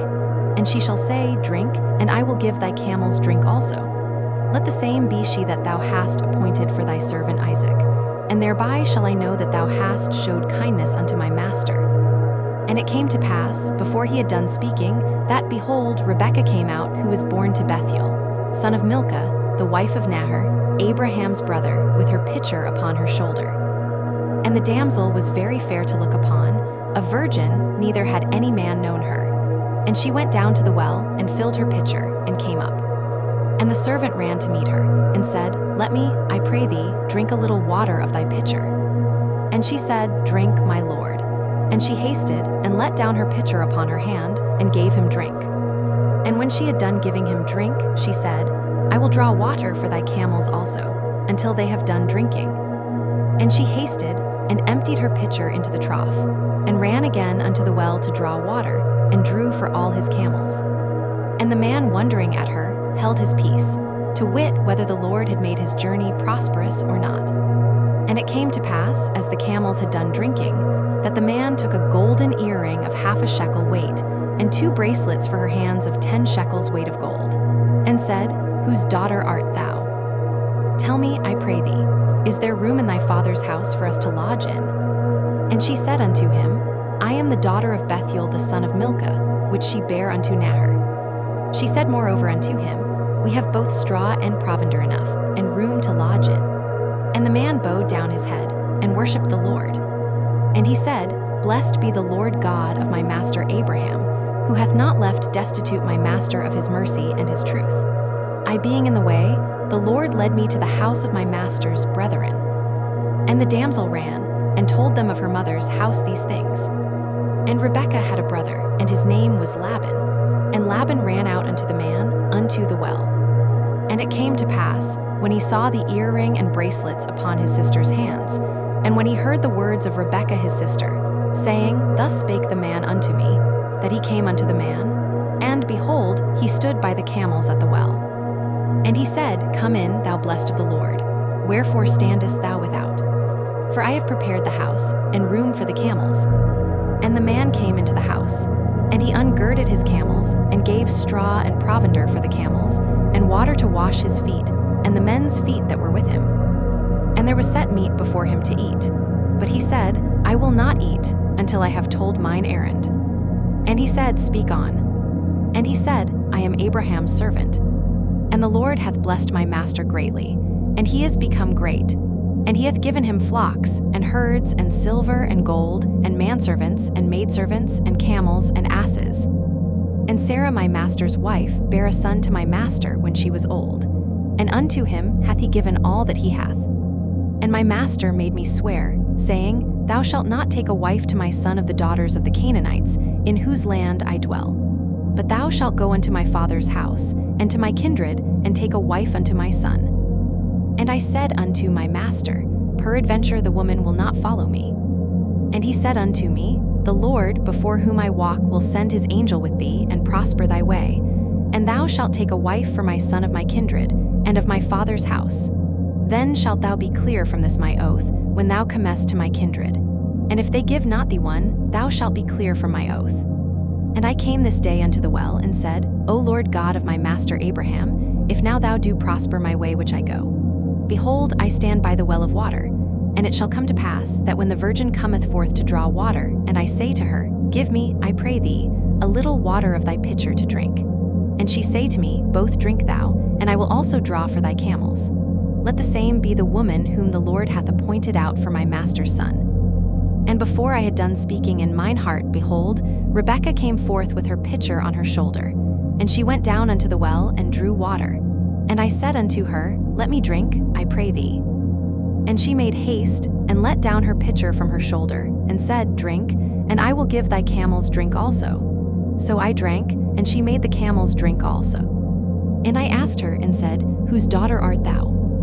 And she said, The daughter of Bethuel, Nahor's son, whom Milcah bare unto him. And I put the earring upon her face, and the bracelets upon her hands. And I bowed down my head, and worshipped the Lord, and blessed the Lord God of my master Abraham, which had led me in the right way to take my master's brother's daughter unto his son. And now if you will deal kindly and truly with my master, tell me, and if not, tell me, that I may turn to the right hand or to the left.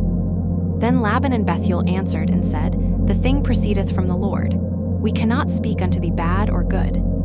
Behold, Rebekah is before thee, take her and go, and let her be thy master's son's wife, as the Lord hath spoken. And it came to pass that, when Abraham's servant heard their words, he worshipped the Lord, bowing himself to the earth. And the servant brought forth jewels of silver, and jewels of gold and raiment, and gave them to Rebekah. He gave also to her brother and to her mother precious things. And they did eat and drink, he and the men that were with him, and tarried all night. And they rose up in the morning, and he said, Send me away unto my master. And her brother and her mother said, Let the damsel abide with us a few days, at the least 10. After that she shall go. And he said unto them, Hinder me not, seeing the Lord hath prospered my way. Send me away that I may go to my master.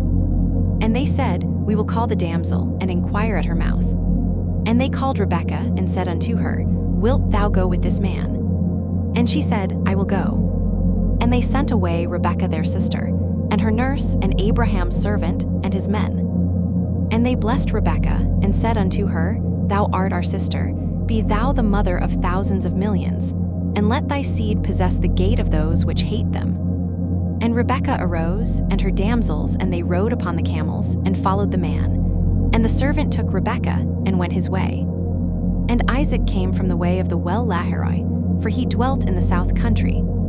And Isaac went out to meditate in the field at the eventide. And he lifted up his eyes and saw, and behold, the camels were coming. And Rebekah lifted up her eyes, and when she saw Isaac, she lighted off the camel. For she had said unto the servant, What man is this that walketh in the field to meet us? And the servant had said, It is my master.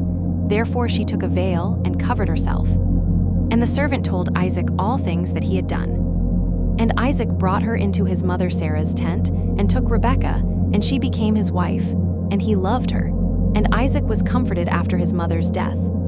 Then again Abraham took a wife, and her name was Keturah. And she bare him Zimran, and Jokshan, and Medan, and Midian, and Ishbak, and Shua. And Jokshan begat Sheba, and Dedan. And the sons of Dedan were Ashurim, and Letashim, and Lumim. And the sons of Midian, Ephah, and Epher, and Hanok, and Abida, and Eldah. All these were the children of Keturah. And Abraham gave all that he had unto Isaac. But unto the sons of the concubines which Abraham had, Abraham gave gifts, and sent them away from Isaac his son, while he yet lived eastward unto the east country. And these are the days of the years of Abraham's life which he lived, 160 years. Then Abraham gave up the ghost, and died in a good old age, an old man and full of years, and was gathered to his people. And his sons Isaac and Ishmael buried him in the cave of Machpelah, in the field of Ephron the son of Zohar the Hittite, which is before Mamre, the field which Abraham purchased of the sons of Heth. There was Abraham buried, and Sarah his wife. And it came to pass after the death of Abraham, that God blessed his son Isaac, and Isaac dwelt by the well Lahairoi. Now these are the generations of Ishmael, Abraham's son, whom Hagar the Egyptian, Sarah's handmaid, bare unto Abraham. And these are the names of the sons of Ishmael by their names, according to their generations. The firstborn of Ishmael, Nebajoth, and Kedar, and Adbeel, and Mibsam, and Mishma, and Duma, and Massa, Hadar, and Tema, Jeter, Naphish, and Kedemah. These are the sons of Ishmael, and these are their names by their towns and by their castles, 12 princes according to their nations. And these are the years of the life of Ishmael, 137 years. And he gave up the ghost and died, and was gathered unto his people. And they dwelt from Havilah unto Shur, that is before Egypt, as thou goest toward Assyria. And he died in the presence of all his brethren. And these are the generations of Isaac, Abraham's son. Abraham begat Isaac. And Isaac was 40 years old when he took Rebekah to wife, the daughter of Bethuel the Syrian of Paddan Aram, the sister to Laban the Syrian. And Isaac entreated the Lord for his wife, because she was barren. And the Lord was entreated of him, and Rebekah his wife conceived. And the children struggled together within her. And she said, If it be so, why am I thus? And she went to inquire of the Lord. And the Lord said unto her, 2 nations are in thy womb, and 2 manner of people shall be separated from thy bowels. And the one people shall be stronger than the other people, and the elder shall serve the younger. And when her days to be delivered were fulfilled, behold, there were twins in her womb. And the first came out red, all over like an hairy garment, and they called his name Esau. And after that came his brother out, and his hand took hold on Esau's heel, and his name was called Jacob. And Isaac was 80 years old when she bare them. And the boys grew, and Esau was a cunning hunter, a man of the field, and Jacob was a plain man, dwelling in tents. And Isaac loved Esau, because he did eat of his venison, but Rebekah loved Jacob. And Jacob sawed pottage, and Esau came from the field, and he was faint. And Esau said to Jacob, Feed me, I pray thee, with that same red pottage, for I am faint. Therefore was his name called Edom. And Jacob said, Sell me this day thy birthright. And Esau said, Behold, I am at the point to die, and what profit shall this birthright do to me? And Jacob said, Swear to me this day, and he sware unto him, and he sold his birthright unto Jacob. Then Jacob gave Esau bread and pottage of lentils, and he did eat and drink, and rose up, and went his way. Thus Esau despised his birthright. And there was a famine in the land, beside the first famine that was in the days of Abraham. And Isaac went unto Abimelech king of the Philistines, unto Gerar. And the Lord appeared unto him, and said, Go not down into Egypt, dwell in the land which I shall tell thee of. sojourn in this land, and I will be with thee, and will bless thee. For unto thee and unto thy seed I will give all these countries, and I will perform the oath which I swear unto Abraham thy father. And I will make thy seed to multiply as the stars of heaven, and will give unto thy seed all these countries. And in thy seed shall all the nations of the earth be blessed. Because that Abraham obeyed my voice, and kept my charge, my commandments, my statutes, and my laws. And Isaac dwelt in Gerar, and the men of the place asked him of his wife, and he said, She is my sister. For he feared to say, She is my wife. Lest, said he, the men of the place should kill me for Rebekah, because she was fair to look upon. And it came to pass, when he had been there a long time, that Abimelech king of the Philistines looked out at a window, and saw, and behold, Isaac was sporting with Rebekah his wife. And Abimelech called Isaac, and said, Behold, of a surety she is thy wife. And how saidst thou, She is my sister? And Isaac said unto him, Because I said, Lest I die for her. And Abimelech said, What is this thou hast done unto us? One of the people might lightly have liened with thy wife, and thou shouldest have brought guiltiness upon us. And Abimelech charged all his people, saying, He that toucheth this man or his wife shall surely be put to death. Then Isaac sowed in that land, and received in the same year 100-fold, and the Lord blessed him. And the man waxed great, and went forward, and grew until he became very great. For he had possession of flocks, and possession of herds, and great store of servants. And the Philistines envied him. For all the wells which his father's servants had digged in the days of Abraham his father, the Philistines had stopped them, and filled them with earth. And Abimelech said unto Isaac, Go from us, for thou art much mightier than we. And Isaac departed thence, and pitched his tent in the valley of Gerar, and dwelt there. And Isaac digged again the wells of water, which they had digged in the days of Abraham his father. For the Philistines had stopped them after the death of Abraham, and he called their names after the names by which his father had called them. And Isaac's servants digged in the valley, and found there a well of springing water. And the herdmen of Gerar did strive with Isaac's herdmen, saying, The water is ours.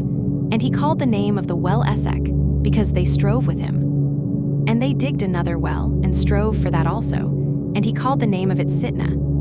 And he removed from thence, and digged another well, and for that they strove not. And he called the name of it Rehoboth. And he said, For now the Lord hath made room for us, and we shall be fruitful in the land. And he went up from thence to Beersheba. And the Lord appeared unto him the same night, and said, I am the God of Abraham thy father. Fear not, for I am with thee, and will bless thee, and multiply thy seed for my servant Abraham's sake. And he builded an altar there, and called upon the name of the Lord, and pitched his tent there. And there Isaac's servants digged a well. Then Abimelech went to him from Gerar, and Ahazath one of his friends, and Phicol the chief captain of his army. And Isaac said unto them, Wherefore come ye to me, seeing ye hate me, and have sent me away from you? And they said, We saw certainly that the Lord was with thee. And we said, Let there be now an oath betwixt us, even betwixt us and thee, and let us make a covenant with thee, that thou wilt do us no hurt, as we have not touched thee, and as we have done unto thee nothing but good, and have sent thee away in peace. Thou art now the blessed of the Lord. And he made them a feast, and they did eat and drink. And they rose up betimes in the morning, and sware one to another. And Isaac sent them away, and they departed from him in peace. And it came to pass the same day, that Isaac's servants came, and told him concerning the well which they had digged, and said unto him, We have found water. And he called it Sheba. Therefore the name of the city is Beersheba unto this day. And Esau was 40 years old when he took to wife Judith the daughter of Beeri the Hittite, and Bashemath the daughter of Elon the Hittite, which were a grief of mind unto Isaac and to Rebekah.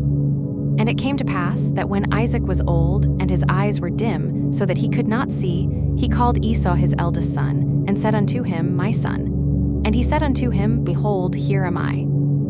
And he said, Behold now, I am old, I know not the day of my death. Now therefore take, I pray thee, thy weapons, thy quiver, and thy bow, and go out to the field, and take me some venison, and make me savory meat, such as I love, and bring it to me, that I may eat, that my soul may bless thee before I die. And Rebekah heard when Isaac spake to Esau his son. And Esau went to the field to hunt for venison, and to bring it. And Rebekah spake unto Jacob her son, saying, Behold, I heard thy father speak unto Esau thy brother, saying, Bring me venison, and make me savory meat, that I may eat, and bless thee before the Lord before my death. Now therefore, my son, obey my voice according to that which I command thee. Go now to the flock, and fetch me from thence 2 good kids of the goats, and I will make them savory meat for thy father, such as he loveth. And thou shalt bring it to thy father, that he may eat, and that he may bless thee before his death. And Jacob said to Rebekah his mother, Behold, Esau my brother is a hairy man, and I am a smooth man. My father peradventure will feel me, and I shall seem to him as a deceiver, and I shall bring a curse upon me, and not a blessing. And his mother said unto him, Upon me be thy curse, my son. Only obey my voice, and go fetch me them. And he went and fetched, and brought them to his mother. And his mother made savory meat, such as his father loved. And Rebekah took goodly raiment of her eldest son Esau, which were with her in the house, and put them upon Jacob her younger son. And she put the skins of the kids of the goats upon his hands, and upon the smooth of his neck.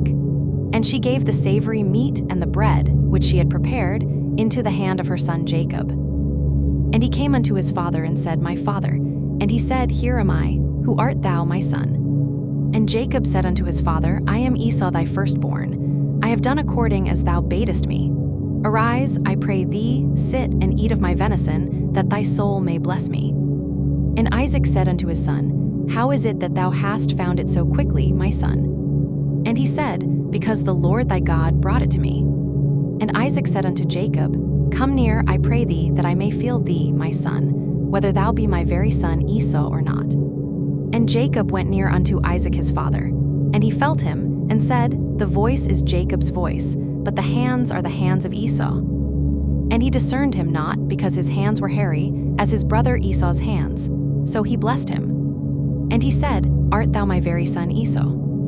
And he said, I am. And he said, Bring it near to me, and I will eat of my son's venison, that my soul may bless thee. And he brought it near to him, and he did eat, and he brought him wine, and he drank. And his father Isaac said unto him, Come near now, and kiss me, my son. And he came near and kissed him. And he smelled the smell of his raiment, and blessed him, and said, See, the smell of my son is as the smell of a field which the Lord hath blessed. Therefore God give thee of the dew of heaven, and the fatness of the earth, and plenty of corn and wine. Let people serve thee, and nations bow down to thee. Be Lord over thy brethren, and let thy mother's sons bow down to thee. Cursed be every one that curseth thee, and blessed be he that blesseth thee. And it came to pass, as soon as Isaac had made an end of blessing Jacob, and Jacob was yet scarce gone out from the presence of Isaac his father, that Esau his brother came in from his hunting. And he also had made savory meat, and brought it unto his father, and said unto his father, Let my father arise, and eat of his son's venison, that thy soul may bless me. And Isaac his father said unto him, Who art thou? And he said, I am thy son, thy firstborn Esau. And Isaac trembled very exceedingly, and said, Who? Where is he that hath taken venison, and brought it me? And I have eaten of all before thou camest, and have blessed him. Yea, and he shall be blessed. And when Esau heard the words of his father, he cried with a great and exceeding bitter cry, and said unto his father, Bless me, even me also, O my father. And he said, Thy brother came with subtlety, and hath taken away thy blessing. And he said, Is not he rightly named Jacob? For he hath supplanted me these 2 times. He took away my birthright, and behold, now he hath taken away my blessing. And he said, Hast thou not reserved a blessing for me? And Isaac answered and said unto Esau, Behold, I have made him thy lord, and all his brethren have I given to him for servants, and with corn and wine have I sustained him. And what shall I do now unto thee, my son? And Esau said unto his father, Hast thou but one blessing, my father? Bless me, even me also, O my father. And Esau lifted up his voice, and wept. And Isaac his father answered and said unto him, Behold, thy dwelling shall be the fatness of the earth, and of the dew of heaven from above. And by thy sword shalt thou live, and shalt serve thy brother. And it shall come to pass when thou shalt have the dominion, that thou shalt break his yoke from off thy neck. And Esau hated Jacob because of the blessing wherewith his father blessed him. And Esau said in his heart, The days of mourning for my father are at hand. Then will I slay my brother Jacob. And these words of Esau her elder son were told to Rebekah. And she sent and called Jacob her younger son, and said unto him, Behold, thy brother Esau, as touching thee, doth comfort himself, purposing to kill thee. Now for a brief sponsored message. If you think this text-to-speech voice sounds natural, wait till you try 11 Labs. Their voices frequently top the text-to-speech leaderboards in realism, sounding nearly indistinguishable from human voice. They are more costly than this text-to-speech solution, but if you take your audiobooks and podcasts seriously, it's well worth the upgrade. Check them out at ocdevel.com/voice. That's ocdevel.com/voice. Sponsored message over. Now therefore, my son, obey my voice.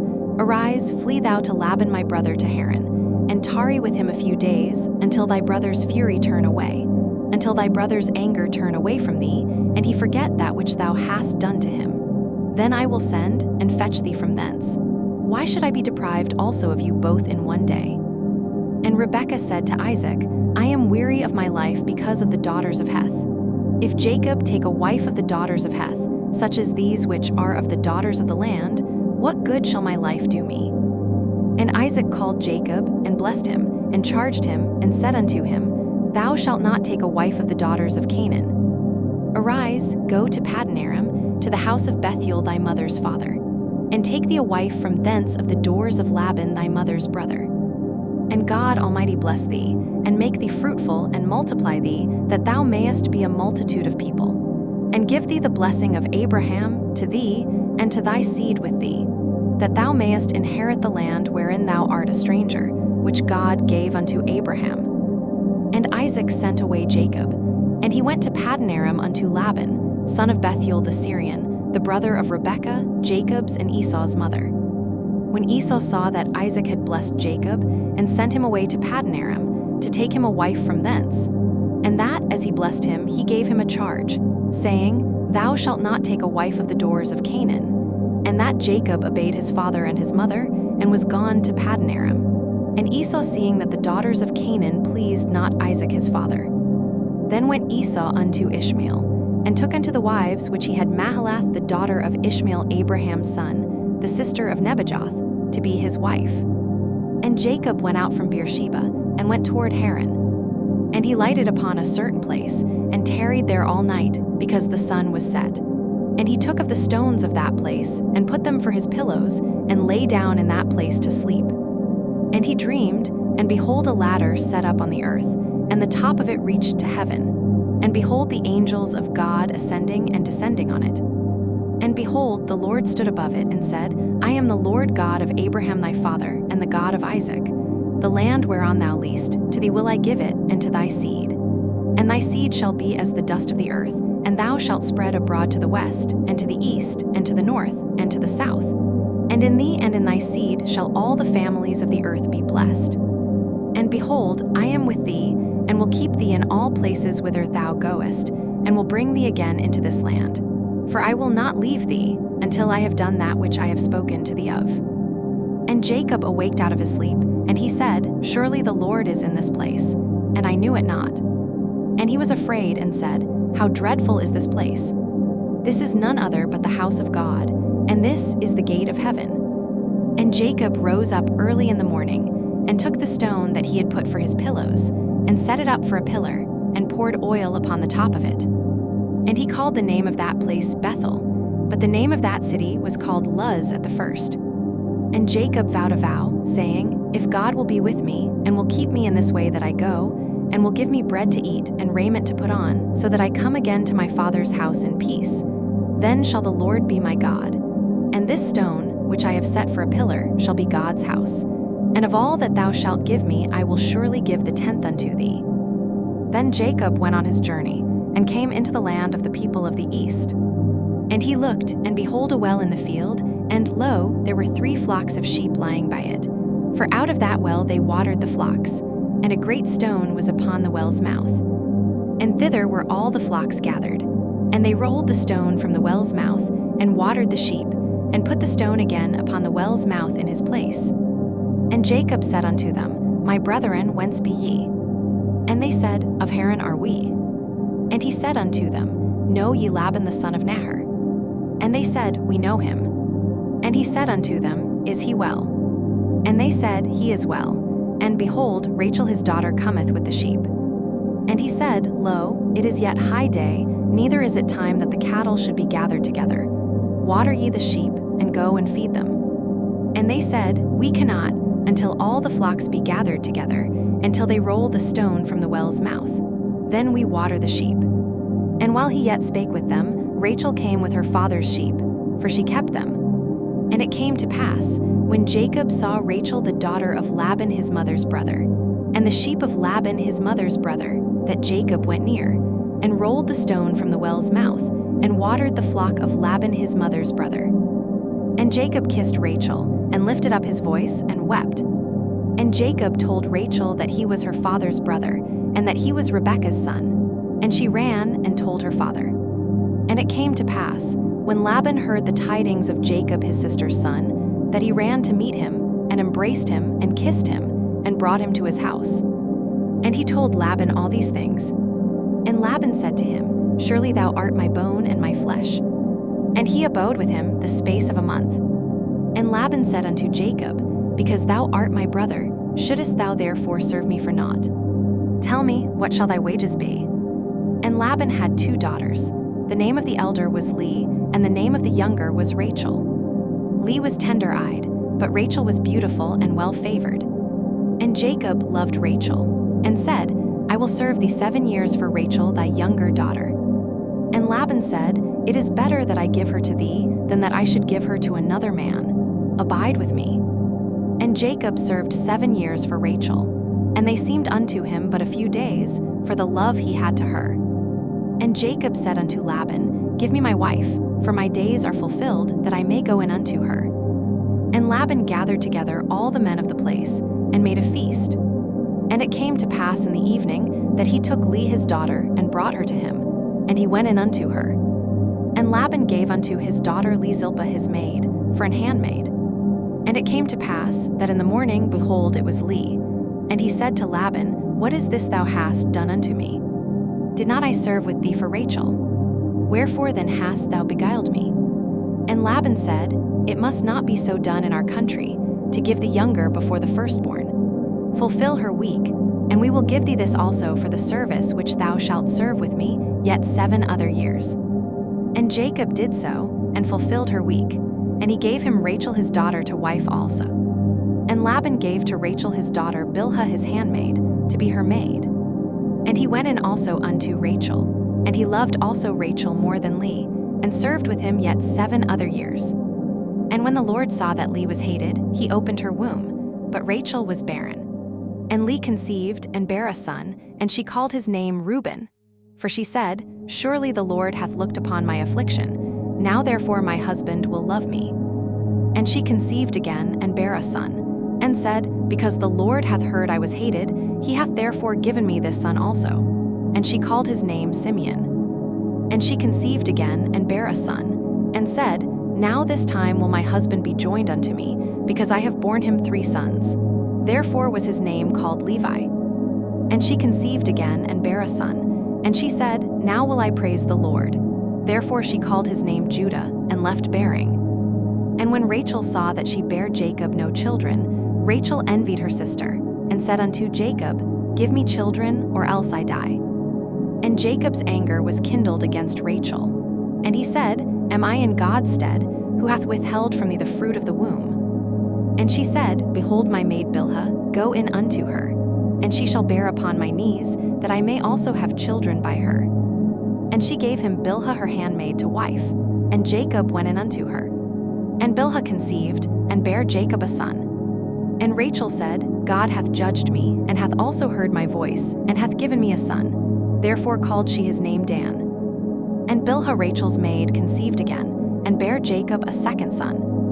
And Rachel said, With great wrestlings have I wrestled with my sister, and I have prevailed. And she called his name Naphtali. When Leah saw that she had left bearing, she took Zilpah her maid, and gave her Jacob to wife. And Zilpah, Leah's maid, bare Jacob a son. And Leah said, A troop cometh, and she called his name Gad. And Zilpah, Leah's maid, bare Jacob a second son. And Leah said, Happy am I, for the daughters will call me blessed. And she called his name Asher. And Reuben went in the days of wheat harvest, and found mandrakes in the field, and brought them unto his mother Leah. Then Rachel said to Leah, Give me, I pray thee, of thy son's mandrakes. And she said unto her, Is it a small matter that thou hast taken my husband? And wouldest thou take away my son's mandrakes also? And Rachel said, Therefore he shall lie with thee tonight for thy son's mandrakes. And Jacob came out of the field in the evening, and Leah went out to meet him, and said, Thou must come in unto me, for surely I have hired thee with my son's mandrakes. And he lay with her that night. And God hearkened unto Leah, and she conceived, and bare Jacob the fifth son. And Leah said, God hath given me my hire, because I have given my maiden to my husband. And she called his name Issachar. And Leah conceived again, and bare Jacob the sixth son. And Leah said, God hath endued me with a good dowry. Now will my husband dwell with me, because I have borne him 6 sons. And she called his name Zebulun. And afterwards she bare a daughter, and called her name Dinah. And God remembered Rachel, and God hearkened to her, and opened her womb. And she conceived, and bare a son, and said, God hath taken away my reproach.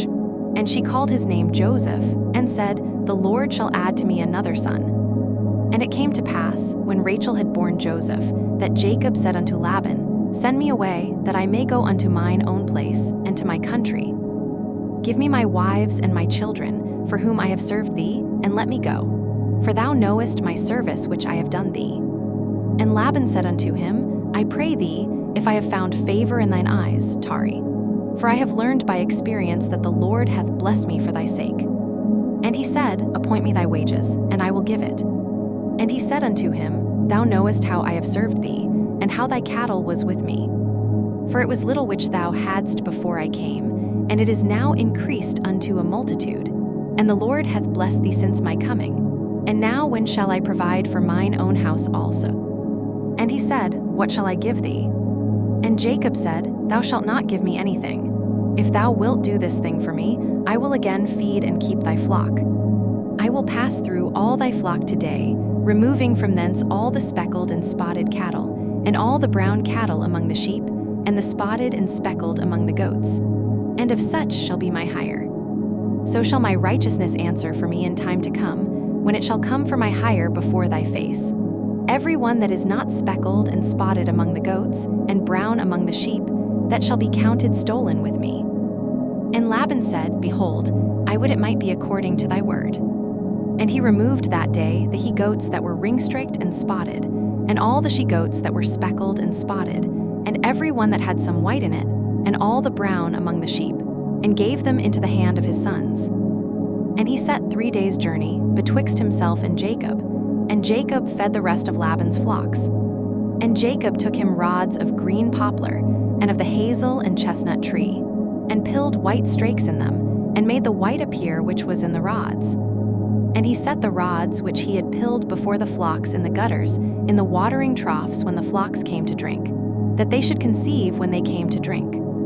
And the flocks conceived before the rods, and brought forth cattle ring-straked, speckled, and spotted. And Jacob did separate the lambs, and set the faces of the flocks toward the ring-straked, and all the brown in the flock of Laban. And he put his own flocks by themselves, and put them not unto Laban's cattle. And it came to pass, whensoever the stronger cattle did conceive, that Jacob laid the rods before the eyes of the cattle in the gutters, that they might conceive among the rods. But when the cattle were feeble, he put them not in. So the feebler were Laban's, and the stronger Jacob's. And the man increased exceedingly, and had much cattle, and maidservants, and manservants, and camels, and asses. And he heard the words of Laban's sons, saying, Jacob hath taken away all that was our father's, and of that which was our father's hath he gotten all this glory. And Jacob beheld the countenance of Laban, and behold, it was not toward him as before. And the Lord said unto Jacob, Return unto the land of thy fathers, and to thy kindred, and I will be with thee.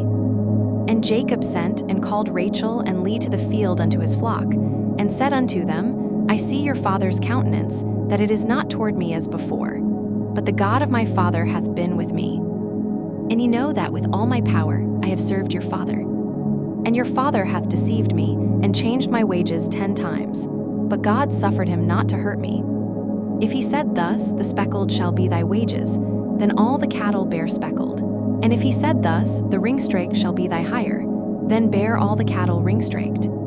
Thus God hath taken away the cattle of your father, and given them to me.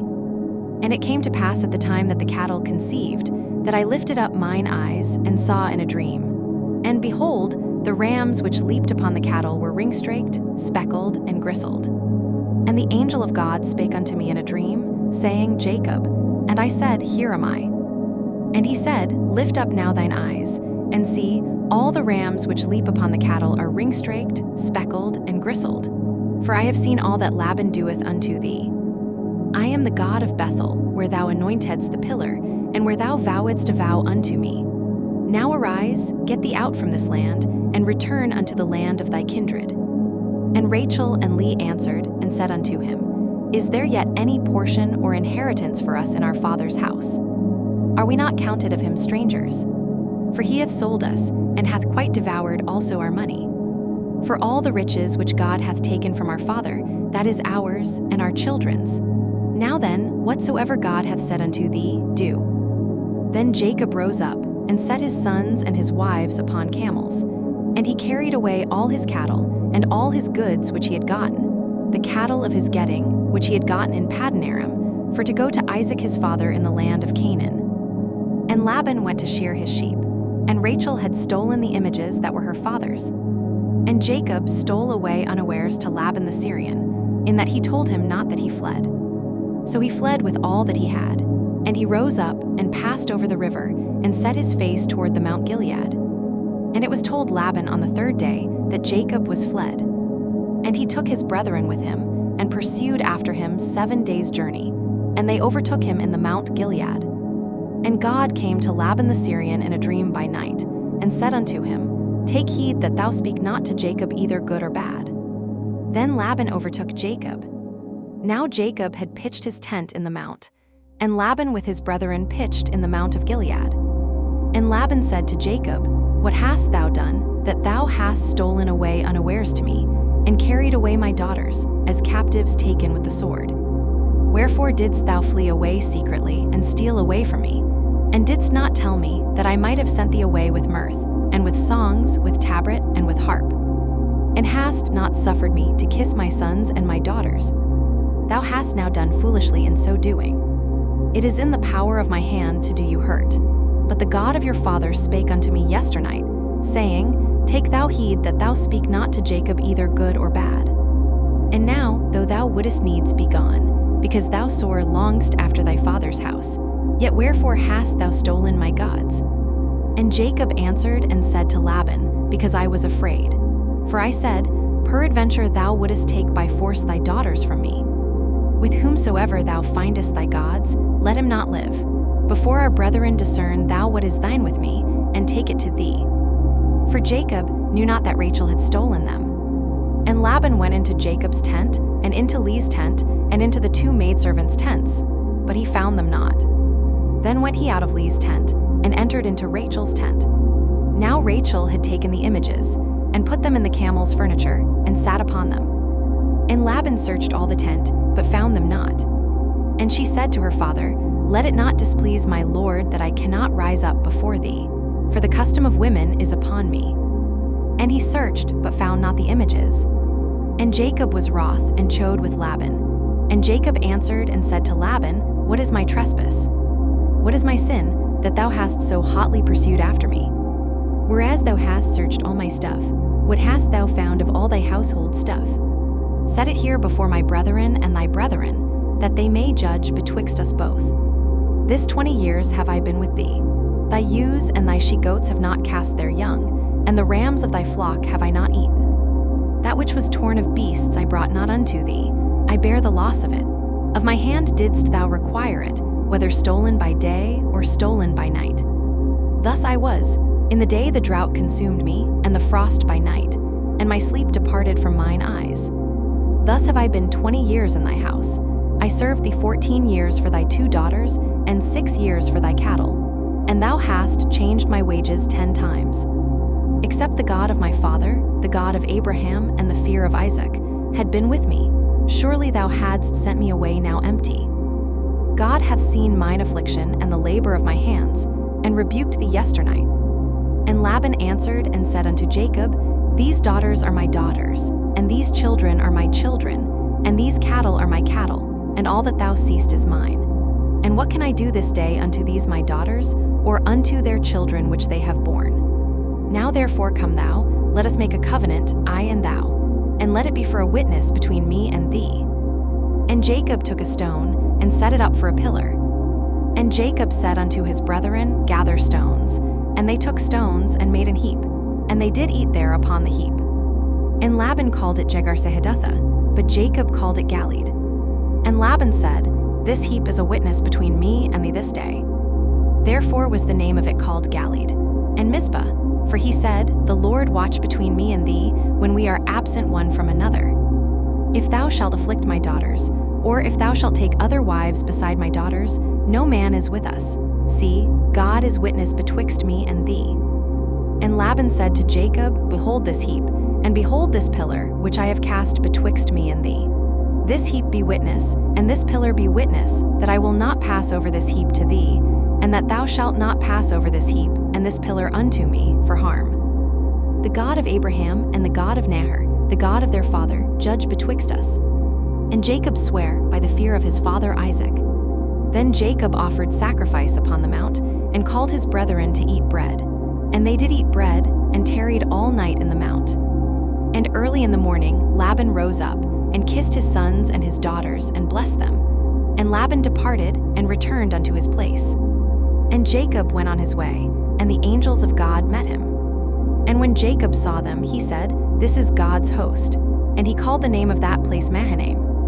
And Jacob sent messengers before him to Esau his brother unto the land of Seir, the country of Edom. And he commanded them, saying, Thus shall ye speak unto my lord Esau, Thy servant Jacob saith thus, I have sojourned with Laban, and stayed there until now. And I have oxen, and asses, flocks, and manservants, and women servants. And I have sent to tell my lord, that I may find grace in thy sight. And the messengers returned to Jacob, saying, We came to thy brother Esau, and also he cometh to meet thee, and 400 men with him. Then Jacob was greatly afraid and distressed. And he divided the people that was with him, and the flocks, and herds, and the camels into 2 bands, and said, If Esau come to the one company, and smite it, then the other company which is left shall escape. And Jacob said, O God of my father Abraham, and God of my father Isaac, the Lord which saidst unto me, Return unto thy country and to thy kindred, and I will deal well with thee. I am not worthy of the least of all the mercies, and of all the truth which thou hast showed unto thy servant. For with my staff I passed over this Jordan, and now I am become 2 bands. Deliver me, I pray thee, from the hand of my brother, from the hand of Esau. For I fear him, lest he will come and smite me, and the mother with the children. And thou saidst, I will surely do thee good, and make thy seed as the sand of the sea, which cannot be numbered for multitude. And he lodged there that same night, and took of that which came to his hand a present for Esau his brother, 200 she-goats, and 20 he-goats, 200 ewes, and 20 rams, 30 milch camels with their colts, 40 kine, and 10 bulls, 20 she-asses, and 10 foals. And he delivered them into the hand of his servants, every drove by themselves, and said unto his servants, Pass over before me, and put a space betwixt drove and drove. And he commanded the foremost, saying, When Esau my brother meeteth thee, and asketh thee, saying, Whose art thou? And whither goest thou? And whose are these before thee? Then thou shalt say, They be thy servant Jacob's. It is a present sent unto my lord Esau, and behold, also he is behind us. And so commanded he the second, and the third, and all that followed the droves, saying, On this manner shall ye speak unto Esau, when ye find him. And say ye moreover, Behold, thy servant Jacob is behind us. For he said, I will appease him with the present that goeth before me, and afterward I will see his face. Peradventure he will accept of me. So went the present over before him, and himself lodged that night in the company. And he rose up that night, and took his 2 wives, and his 2 women servants, and his 11 sons, and passed over the ford Jabbok. And he took them, and sent them over the brook, and sent over that he had. And Jacob was left alone, and there wrestled a man with him until the breaking of the day. And when he saw that he prevailed not against him, he touched the hollow of his thigh, and the hollow of Jacob's thigh was out of joint, as he wrestled with him. And he said, Let me go, for the day breaketh. And he said, I will not let thee go, except thou bless me. And he said unto him, What is thy name? And he said, Jacob. And he said, Thy name shall be called no more Jacob, but Israel. For as a prince hast thou power with God and with men, and hast prevailed. And Jacob asked him, and said, Tell me, I pray thee, thy name. And he said, Wherefore is it that thou dost ask after my name? And he blessed him there. And Jacob called the name of the place Peniel, for I have seen God face to face, and my life is preserved. And as he passed over Penuel, the sun rose upon him, and he halted upon his thigh. Therefore the children of Israel eat not of the sinew which shrank, which is upon the hollow of the thigh, unto this day, because he touched the hollow of Jacob's thigh and the sinew that shrank. And Jacob lifted up his eyes, and looked, and behold, Esau came, and with him 400 men. And he divided the children unto Leah, and unto Rachel, and unto the 2 handmaids. And he put the handmaids and their children foremost, and Leah and her children after, and Rachel and Joseph hindermost. And he passed over before them, and bowed himself to the ground 7 times, until he came near to his brother. And Esau ran to meet him, and embraced him, and fell on his neck, and kissed him, and they wept. And he lifted up his eyes, and saw the women and the children, and said, Who are those with thee? And he said, The children which God hath graciously given thy servant. Then the handmaidens came near, they and their children, and they bowed themselves. And Leah also with her children came near, and bowed themselves. And after came Joseph near and Rachel, and they bowed themselves. And he said, What meanest thou by all this drove which I met? And he said, These are to find grace in the sight of my Lord. And Esau said, I have enough, my brother, keep that thou hast unto thyself. And Jacob said, Nay, I pray thee, if now I have found grace in thy sight, then receive my present at my hand. For therefore I have seen thy face, as though I had seen the face of God, and thou wast pleased with me. Take, I pray thee, my blessing that is brought to thee, because God hath dealt graciously with me, and because I have enough. And he urged him, and he took it. And he said, Let us take our journey, and let us go, and I will go before thee. And he said unto him, My Lord knoweth that the children are tender, and the flocks and herds with young are with me. And if men should overdrive them one day, all the flock will die. Let my Lord, I pray thee, pass over before his servant, and I will lead on softly, according as the cattle that goeth before me and the children be able to endure, until I come unto my Lord unto Seir. And Esau said, Let me now leave with thee some of the folk that are with me. And he said, What needeth it? Let me find grace in the sight of my Lord. So Esau returned that day on his way unto Seir. And Jacob journeyed to Sukkot, and built him an house, and made booths for his cattle. Therefore the name of the place is called Sukkot. And Jacob came to Shalem, a city of Shechem, which is in the land of Canaan, when he came from Paddan Aram, and pitched his tent before the city. And he bought a parcel of a field, where he had spread his tent, at the hand of the children of Hamor, Shechem's father, for 100 pieces of money. And he erected there an altar, and called it Aleloth Israel. And Dinah the daughter of Leah, which she bare unto Jacob, went out to see the daughters of the land. And when Shechem the son of Hamor the Hivite, prince of the country, saw her, he took her, and lay with her, and defiled her. And his soul clave unto Dinah the daughter of Jacob, and he loved the damsel, and spake kindly unto the damsel. And Shechem spake unto his father Hamor, saying, Get me this damsel to wife. And Jacob heard that he had defiled Dinah his daughter. Now his sons were with his cattle in the field, and Jacob held his peace until they were come. And Hamor the father of Shechem went out unto Jacob to commune with him. And the sons of Jacob came out of the field when they heard it, and the men were grieved, and they were very wroth, because he had wrought folly in Israel in lying with Jacob's daughter, which thing ought not to be done. And Hamor communed with them, saying, The soul of my son Shechem longeth for your daughter. I pray you give her him to wife.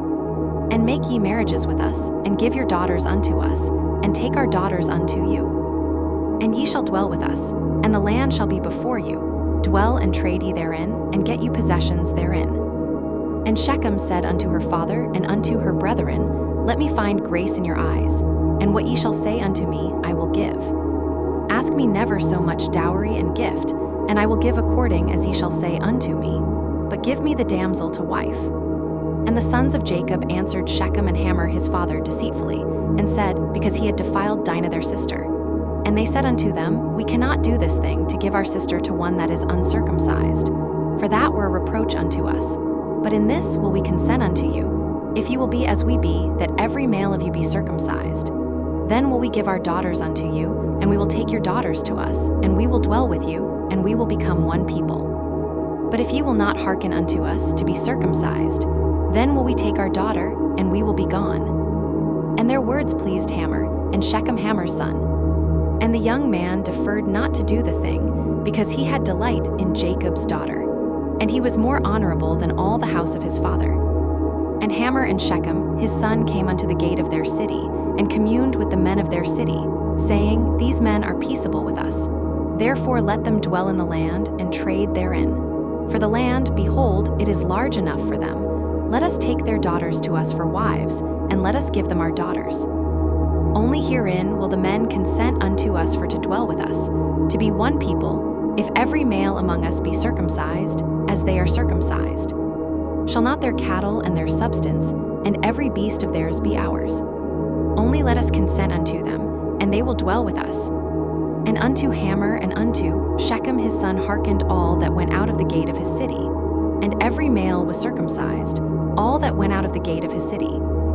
And it came to pass on the third day, when they were sore, that two of the sons of Jacob, Simeon and Levi, Dinah's brethren, took each man his sword, and came upon the city boldly, and slew all the males.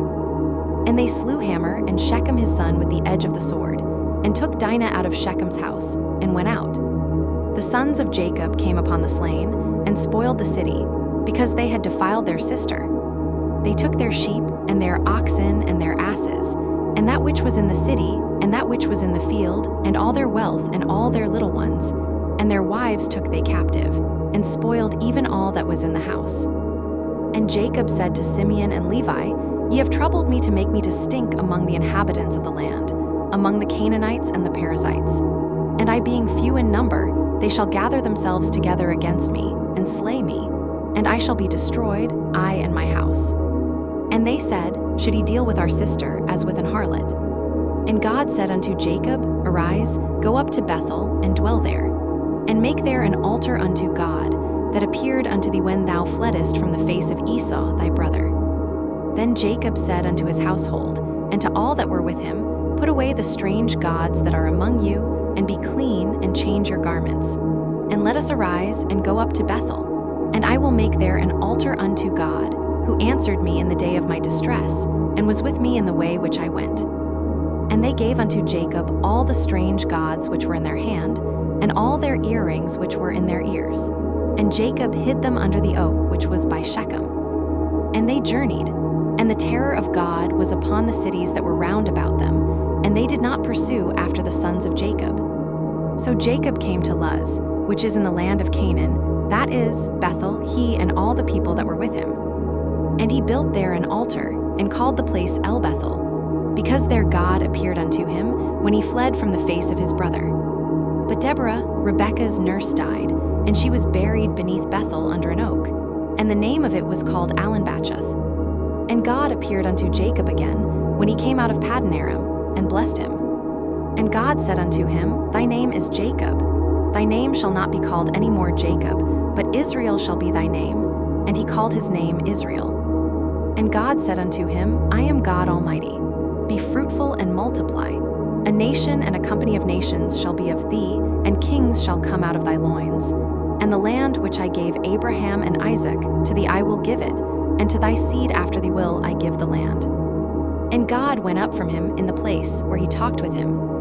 And Jacob set up a pillar in the place where he talked with him, even a pillar of stone. And he poured a drink offering thereon, and he poured oil thereon. And Jacob called the name of the place where God spake with him, Bethel. And they journeyed from Bethel, and there was but a little way to come to Ephrath. And Rachel travailed, and she had hard labor. And it came to pass, when she was in hard labor, that the midwife said unto her, Fear not, thou shalt have this son also. And it came to pass, as her soul was in departing, for she died, that she called his name Benoni, but his father called him Benjamin. And Rachel died, and was buried in the way to Ephrath, which is Bethlehem. And Jacob set a pillar upon her grave. That is the pillar of Rachel's grave unto this day. And Israel journeyed, and spread his tent beyond the tower of Edar. And it came to pass, when Israel dwelt in that land, that Reuben went and lay with Bilhah his father's concubine, and Israel heard it. Now the sons of Jacob were 12, the sons of Leah, Reuben, Jacob's firstborn, and Simeon, and Levi, and Judah, and Issachar, and Zebulun, the sons of Rachel, Joseph, and Benjamin, and the sons of Bilhah, Rachel's handmaid, Dan and Naphtali, and the sons of Zilpah, Leah's handmaid, Gad and Asher. These are the sons of Jacob, which were born to him in Paddan Aram. And Jacob came unto Isaac his father unto Mamre, unto the city of Arba, which is Hebron, where Abraham and Isaac sojourned. And the days of Isaac were 180 years. And Isaac gave up the ghost, and died, and was gathered unto his people, being old and full of days. And his sons Esau and Jacob buried him. Now these are the generations of Esau, who is Edom. Esau took his wives of the daughters of Canaan, Adah the daughter of Elon the Hittite, and Aholibamah the daughter of Anna, the daughter of Zibon the Hivite, and Bashemath Ishmael's daughter, sister of Nebajoth. And Adah bare to Esau Eliphaz, and Bashemath bare Reuel, and Aholibamah bare Jeush, and Jalem, and Korah. These are the sons of Esau, which were born unto him in the land of Canaan. And Esau took his wives, and his sons, and his daughters, and all the persons of his house, and his cattle, and all his beasts, and all his substance, which he had got in the land of Canaan, and went into the country from the face of his brother Jacob. For their riches were more than that they might dwell together, and the land wherein they were strangers could not bear them because of their cattle. Thus dwelt Esau in Mount Seir. Esau is Edom. And these are the generations of Esau the father of the Edomites in Mount Seir. These are the names of Esau's sons: Eliphaz the son of Adah the wife of Esau, Reuel the son of Bashemath the wife of Esau. And the sons of Eliphaz were Teman, Omar, Zepho, and Gadim, and Kenaz. And Timnah was concubine to Eliphaz Esau's son, and she bare to Eliphaz Amalek. These were the sons of Adah Esau's wife. And these are the sons of Reuel: Nahath, and Zerah, Shammah, and Mizah. These were the sons of Bashemath Esau's wife. And these were the sons of Aholibamah, the daughter of Anna, the daughter of Zibon, Esau's wife. And she bare to Esau Jeush, and Jalem, and Korah. These were dukes of the sons of Esau. The sons of Eliphaz, the firstborn son of Esau: Duke Teman, Duke Omar, Duke Zepho, Duke Kenaz, Duke Korah, Duke Gadim, and Duke Amalek. These are the dukes that came of Eliphaz in the land of Edom. These were the sons of Adah. And these are the sons of Reuel Esau's son: Duke Nahath, Duke Zerah, Duke Shammah, Duke Mizah. These are the dukes that came of Reuel in the land of Edom. These are the sons of Bashemath Esau's wife. And these are the sons of Aholibamah Esau's wife: Duke Jeush, Duke Jalem, Duke Korah. These were the dukes that came of Aholibamah the daughter of Anna, Esau's wife. These are the sons of Esau, who is Edom, and these are their dukes. These are the sons of Seir the Horite, who inhabited the land: Lotan, and Shobal, and Zibon, and Anna, and Dishan, and Ezer, and Dishan. These are the dukes of the Horites, the children of Seir in the land of Edom. And the children of Lotan were Hori and Hemem, and Lotan's sister was Timnah. And the children of Shobal were these: Alvan, and Manahath, and Ebal, Shepho, and Anam. And these are the children of Zibon, both Ajah and Anna. This was that Anna that found the mules in the wilderness, as he fed the asses of Zibon his father. And the children of Anna were these: Dishan, and Aholibamah the daughter of Anna. And these are the children of Dishan: Hemdan, and Eshban, and Ithran, and Cheran. The children of Ezer are these: Bilhan, and Zavan, and Akan. The children of Dishan are these: Uz, and Aaron. These are the dukes that came of the Horites: Duke Lotan, Duke Shobal, Duke Zibon, Duke Anna, Duke Dishan, Duke Ezer, Duke Dishan. These are the dukes that came of Hori, among their dukes in the land of Seir. And these are the kings that reigned in the land of Edom, before there reigned any king over the children of Israel. And Bela the son of Beer reigned in Edom, and the name of his city was Dinhabah. And Bela died, and Jobab the son of Zerah of Bozrah reigned in his stead. And Jobab died, and Husham of the land of Temani reigned in his stead. And Husham died, and Hadad the son of Bedad, who smote Midian in the field of Moab, reigned in his stead. And the name of his city was Avith. And Hadad died, and Samlah of Masrekah reigned in his stead. And Samlah died, and Saul of Rehoboth by the river reigned in his stead. And Saul died, and Baal-Hanan the son of Ichbor reigned in his stead. And Baal-Hanan the son of Ichbor died, and Hadar reigned in his stead.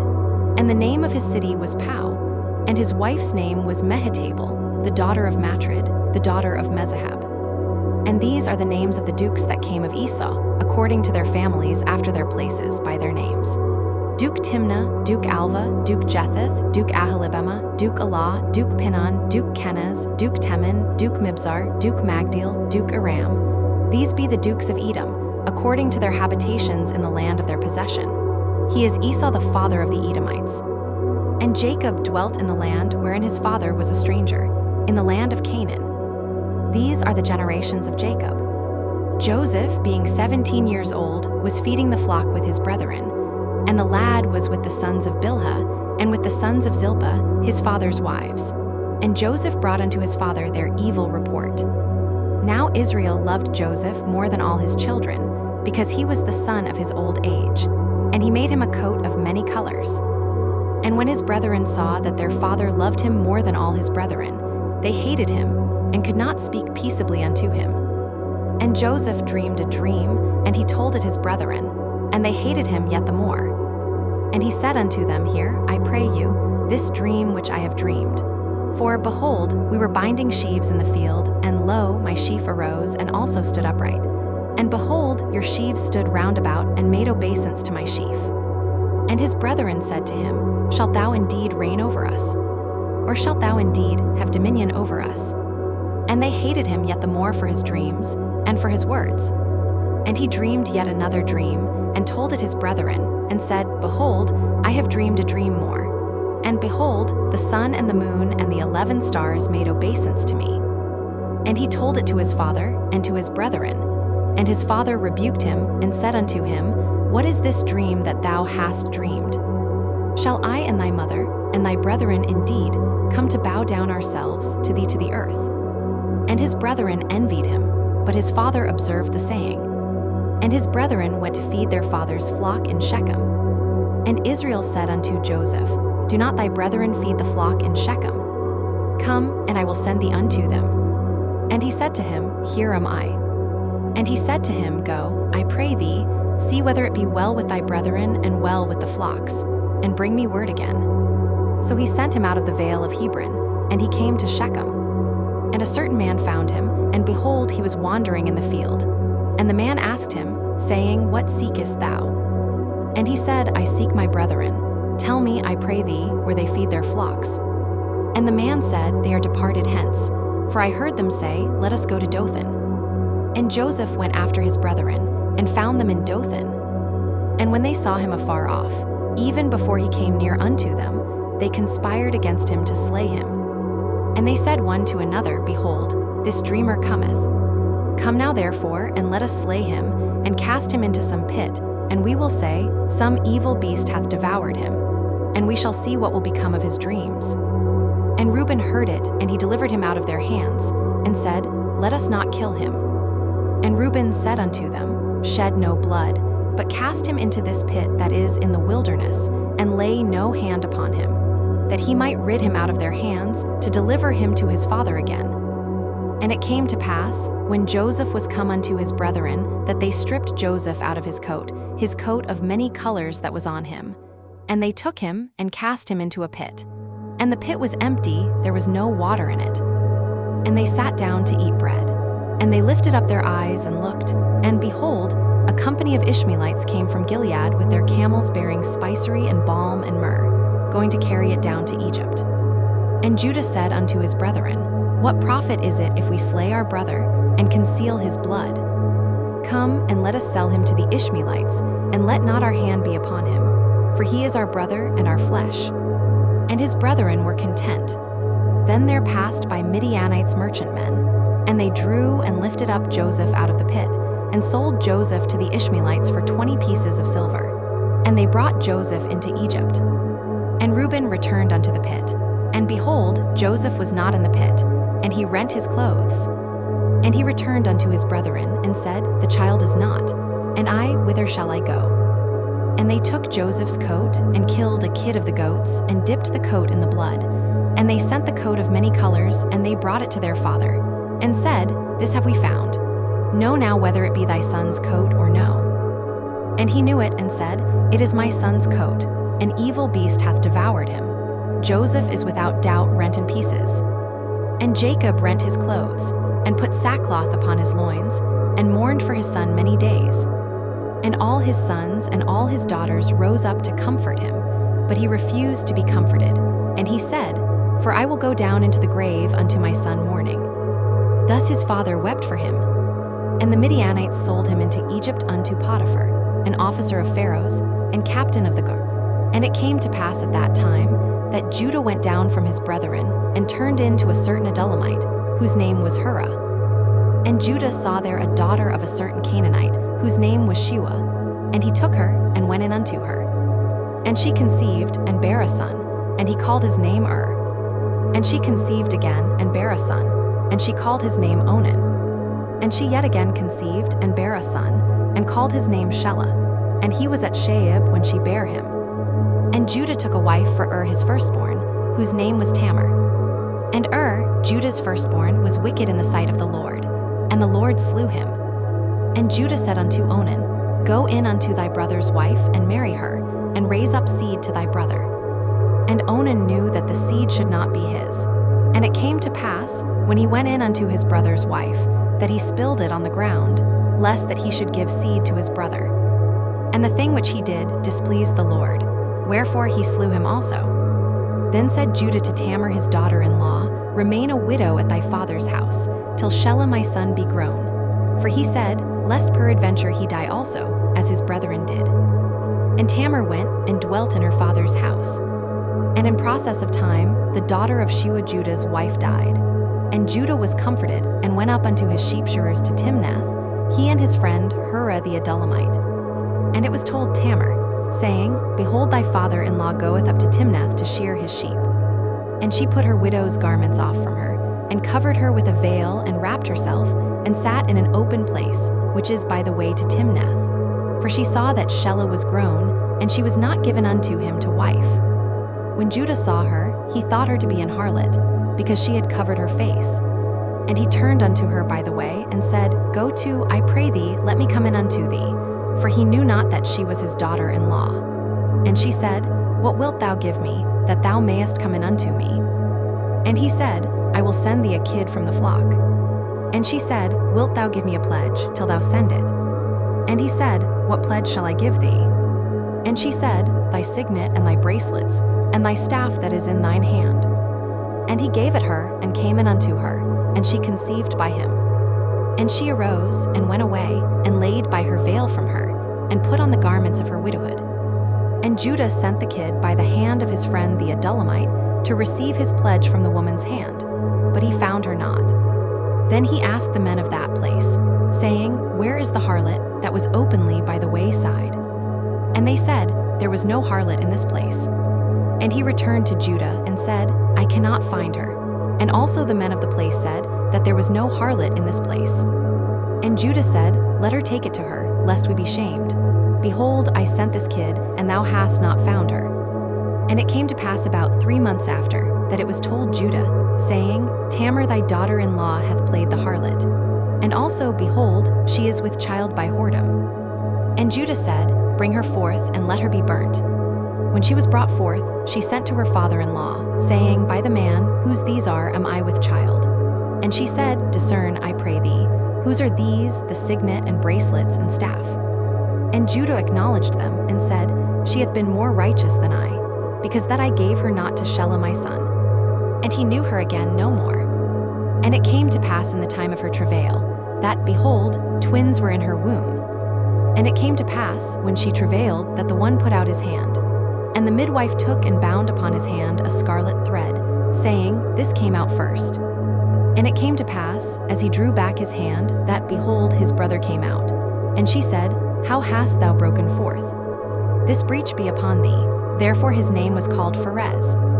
And afterward came out his brother, that had the scarlet thread upon his hand, and his name was called Zerah. And Joseph was brought down to Egypt. And Potiphar, an officer of Pharaoh, captain of the guard, an Egyptian, bought him of the hands of the Ishmaelites, which had brought him down thither. And the Lord was with Joseph, and he was a prosperous man, and he was in the house of his master the Egyptian. And his master saw that the Lord was with him, and that the Lord made all that he did to prosper in his hand. And Joseph found grace in his sight, and he served him. And he made him overseer over his house, and all that he put into his hand. And it came to pass from the time that he had made him overseer in his house, and over all that he had, that the Lord blessed the Egyptian's house for Joseph's sake. And the blessing of the Lord was upon all that he had in the house and in the field. And he left all that he had in Joseph's hand, and he knew not aught he had, save the bread which he did eat. And Joseph was a goodly person, and well favored. And it came to pass after these things, that his master's wife cast her eyes upon Joseph, and she said, Lie with me. But he refused, and said unto his master's wife, Behold, my master wotteth not what is with me in the house, and he hath committed all that he hath to my hand. There is none greater in this house than I, neither hath he kept back anything from me but thee, because thou art his wife. How then can I do this great wickedness, and sin against God? And it came to pass, as she spake to Joseph day by day, that he hearkened not unto her, to lie by her, or to be with her. And it came to pass about this time, that Joseph went into the house to do his business, and there was none of the men of the house there within. Now for a brief sponsored message. This audio was generated at ocdevel.com/TTS, as in text-to-speech.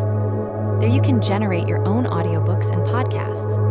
And with an upgraded account, you can generate ad-free audio, use custom voices, and convert documents larger than 300 pages. Go to ocdevel.com/TTS, as in text-to-speech. Sponsored message over. And she caught him by his garment, saying, Lie with me. And he left his garment in her hand, and fled, and got him out. And it came to pass, when she saw that he had left his garment in her hand, and was fled forth, that she called unto the men of her house, and spake unto them, saying, See, he hath brought in an Hebrew unto us to mock us. He came in unto me to lie with me, and I cried with a loud voice. And it came to pass, when he heard that I lifted up my voice and cried, that he left his garment with me, and fled, and got him out. And she laid up his garment by her, until his Lord came home. And she spake unto him according to these words, saying, The Hebrew servant, which thou hast brought unto us, came in unto me to mock me. And it came to pass, as I lifted up my voice and cried, that he left his garment with me, and fled out. And it came to pass, when his master heard the words of his wife, which she spake unto him, saying, After this manner did thy servant to me, that his wrath was kindled. And Joseph's master took him, and put him into the prison, a place where the king's prisoners were bound. And he was there in the prison. But the Lord was with Joseph, and showed him mercy, and gave him favor in the sight of the keeper of the prison. And the keeper of the prison committed to Joseph's hand all the prisoners that were in the prison. And whatsoever they did there, he was the doer of it. The keeper of the prison looked not to anything that was under his hand, because the Lord was with him, and that which he did, the Lord made it to prosper. And it came to pass after these things, that the butler of the king of Egypt and his baker had offended their lord the king of Egypt. And Pharaoh was wroth against two of his officers, against the chief of the butlers, and against the chief of the bakers. And he put them in ward in the house of the captain of the guard, into the prison, the place where Joseph was bound. And the captain of the guard charged Joseph with them, and he served them, and they continued a season in ward. And they dreamed a dream, both of them, each man his dream in one night, each man according to the interpretation of his dream, the butler and the baker of the king of Egypt, which were bound in the prison. And Joseph came in unto them in the morning, and looked upon them, and behold, they were sad. And he asked Pharaoh's officers that were with him in the ward of his lord's house, saying, Wherefore look ye so sadly today?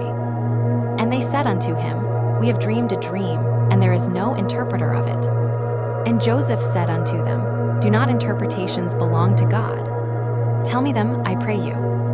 And the chief butler told his dream to Joseph, and said to him, In my dream, behold, a vine was before me, and in the vine were 3 branches. And it was as though it budded, and her blossoms shot forth, and the clusters thereof brought forth ripe grapes. And Pharaoh's cup was in my hand. And I took the grapes, and pressed them into Pharaoh's cup, and I gave the cup into Pharaoh's hand. And Joseph said unto him, This is the interpretation of it. The 3 branches are 3 days. Yet within 3 days shall Pharaoh lift up thine head, and restore thee unto thy place. And thou shalt deliver Pharaoh's cup into his hand, after the former manner when thou wast his butler. But think on me when it shall be well with thee, and show kindness, I pray thee, unto me, and make mention of me unto Pharaoh, and bring me out of this house. For indeed I was stolen away out of the land of the Hebrews, and here also have I done nothing that they should put me into the dungeon.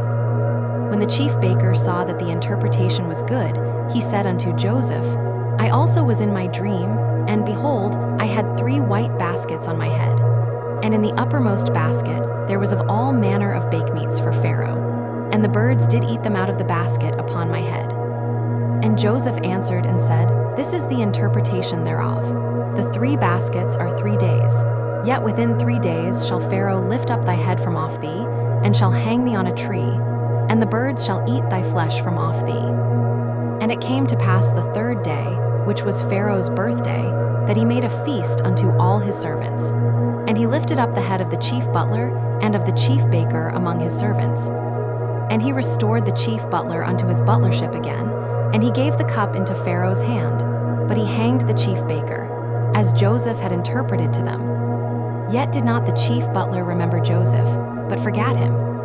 And it came to pass at the end of 2 full years that Pharaoh dreamed, and behold, he stood by the river. And behold, there came up out of the river 7 well-favored kine and fat-fleshed, and they fed in a meadow. And behold, 7 other kine came up after them out of the river, ill-favored and lean-fleshed, and stood by the other kine upon the brink of the river. And the ill-favored and lean-fleshed kine did eat up the 7 well-favored and fat kine. So Pharaoh awoke, and he slept and dreamed the 2nd time. And behold, 7 ears of corn came up upon one stalk, rank and good. And behold, 7 thin ears, and blasted with the east wind, sprung up after them. And the 7 thin ears devoured the 7 rank and full ears. And Pharaoh awoke, and behold, it was a dream. And it came to pass in the morning that his spirit was troubled, and he sent and called for all the magicians of Egypt, and all the wise men thereof. And Pharaoh told them his dream, but there was none that could interpret them unto Pharaoh. Then spake the chief butler unto Pharaoh, saying, I do remember my faults this day. Pharaoh was wroth with his servants, and put me in ward in the captain of the guard's house, both me and the chief baker. And we dreamed a dream in one night, I and he. We dreamed each man according to the interpretation of his dream. And there was there with us a young man, an Hebrew, servant to the captain of the guard. And we told him, and he interpreted to us our dreams. To each man according to his dream he did interpret. And it came to pass, as he interpreted to us, so it was. Me he restored unto mine office, and him he hanged. Then Pharaoh sent and called Joseph, and they brought him hastily out of the dungeon. And he shaved himself, and changed his raiment, and came in unto Pharaoh. And Pharaoh said unto Joseph, I have dreamed a dream, and there is none that can interpret it. And I have heard say of thee, that thou canst understand a dream to interpret it. And Joseph answered Pharaoh, saying, It is not in me. God shall give Pharaoh an answer of peace. And Pharaoh said unto Joseph, In my dream, behold, I stood upon the bank of the river. And behold, there came up out of the river 7 kine, fat-fleshed and well-favored, and they fed in a meadow. And behold, 7 other kine came up after them, poor and very ill-favored and lean-fleshed, such as I never saw in all the land of Egypt for badness. And the lean and the ill-favored kine did eat up the first 7 fat kine. And when they had eaten them up, it could not be known that they had eaten them. But they were still ill-favored, as at the beginning. So I awoke, and I saw in my dream, and behold, 7 ears came up in one stalk, full and good. And behold, 7 ears, withered, thin, and blasted with the east wind, sprung up after them. And the thin ears devoured the 7 good ears. And I told this unto the magicians, but there was none that could declare it to me. And Joseph said unto Pharaoh, The dream of Pharaoh is one. God hath showed Pharaoh what he is about to do. The 7 good kine are 7 years, and the 7 good ears are 7 years. The dream is 1. And the 7 thin and ill-favored kine that came up after them are 7 years. And the 7 empty ears blasted with the east wind shall be 7 years of famine. This is the thing which I have spoken unto Pharaoh. What God is about to do he showeth unto Pharaoh. Behold, there come 7 years of great plenty throughout all the land of Egypt. And there shall arise after them 7 years of famine, and all the plenty shall be forgotten in the land of Egypt, and the famine shall consume the land. And the plenty shall not be known in the land by reason of that famine following, for it shall be very grievous. And for that the dream was doubled unto Pharaoh twice. It is because the thing is established by God, and God will shortly bring it to pass. Now therefore let Pharaoh look out a man discreet and wise, and set him over the land of Egypt. Let Pharaoh do this, and let him appoint officers over the land, and take up the 5th part of the land of Egypt in the 7 plenteous years. And let them gather all the food of those good years that come, and lay up corn under the hand of Pharaoh, and let them keep food in the cities. And that food shall be for store to the land against the 7 years of famine, which shall be in the land of Egypt, that the land perish not through the famine. And the thing was good in the eyes of Pharaoh, and in the eyes of all his servants. And Pharaoh said unto his servants, Can we find such a one as this is, a man in whom the Spirit of God is? And Pharaoh said unto Joseph, Forasmuch as God hath showed thee all this, there is none so discreet and wise as thou art. Thou shalt be over my house, and according unto thy word shall all my people be ruled. Only in the throne will I be greater than thou. And Pharaoh said unto Joseph, See, I have set thee over all the land of Egypt. And Pharaoh took off his ring from his hand, and put it upon Joseph's hand, and arrayed him in vestures of fine linen, and put a gold chain about his neck. And he made him to ride in the 2nd chariot which he had. And they cried before him, Bow the knee. And he made him ruler over all the land of Egypt. And Pharaoh said unto Joseph, I am Pharaoh, and without thee shall no man lift up his hand or foot in all the land of Egypt. And Pharaoh called Joseph's name Zaphnath-Paneah, and he gave him to wife Asenath the daughter of Potiphar a priest of On. And Joseph went out over all the land of Egypt. And Joseph was 30 years old when he stood before Pharaoh king of Egypt. And Joseph went out from the presence of Pharaoh, and went throughout all the land of Egypt. And in the 7 plenteous years, the earth brought forth by handfuls. And he gathered up all the food of the 7 years, which were in the land of Egypt, and laid up the food in the cities. The food of the field, which was round about every city, laid he up in the same. And Joseph gathered corn as the sand of the sea, very much, until he left numbering, for it was without number. And unto Joseph were born 2 sons before the years of famine came, which Asenath the daughter of Potiphar a priest of On bare unto him. And Joseph called the name of the firstborn Manasseh. For God, said he, hath made me forget all my toil, and all my father's house. And the name of the second called he Ephraim. For God hath caused me to be fruitful in the land of my affliction. And the 7 years of plenteousness, that was in the land of Egypt, were ended. And the 7 years of dearth began to come, according as Joseph had said. And the dearth was in all lands, but in all the land of Egypt there was bread. And when all the land of Egypt was famished, the people cried to Pharaoh for bread. And Pharaoh said unto all the Egyptians, Go unto Joseph, what he saith to you, do. And the famine was over all the face of the earth. And Joseph opened all the storehouses, and sold unto the Egyptians. And the famine waxed sore in the land of Egypt. And all countries came into Egypt to Joseph for to buy corn, because that the famine was so sore in all lands. Now when Jacob saw that there was corn in Egypt, Jacob said unto his sons, Why do ye look one upon another? And he said, Behold, I have heard that there is corn in Egypt. Get you down thither and buy for us from thence, that we may live and not die. And Joseph's 10 brethren went down to buy corn in Egypt. But Benjamin, Joseph's brother, Jacob sent not with his brethren, for he said, Lest peradventure mischief befall him. And the sons of Israel came to buy corn among those that came, for the famine was in the land of Canaan. And Joseph was the governor over the land, and he it was that sold to all the people of the land.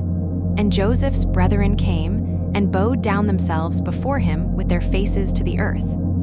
And Joseph saw his brethren, and he knew them, but made himself strange unto them, and spake roughly unto them. And he said unto them, Whence come ye? And they said, From the land of Canaan to buy food. And Joseph knew his brethren, but they knew not him.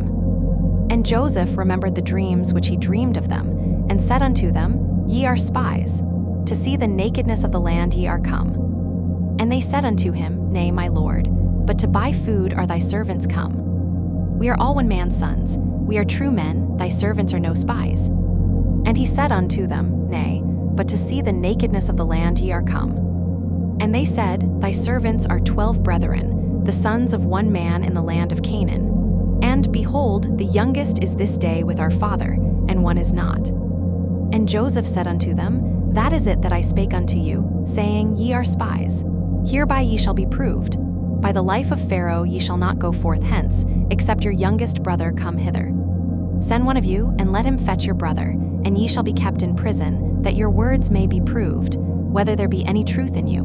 Or else by the life of Pharaoh surely ye are spies. And he put them all together into ward 3 days. And Joseph said unto them the 3rd day, This do, and live. For I fear God. If ye be true men, let one of your brethren be bound in the house of your prison. Go ye, carry corn for the famine of your houses, but bring your youngest brother unto me, so shall your words be verified, and ye shall not die. And they did so.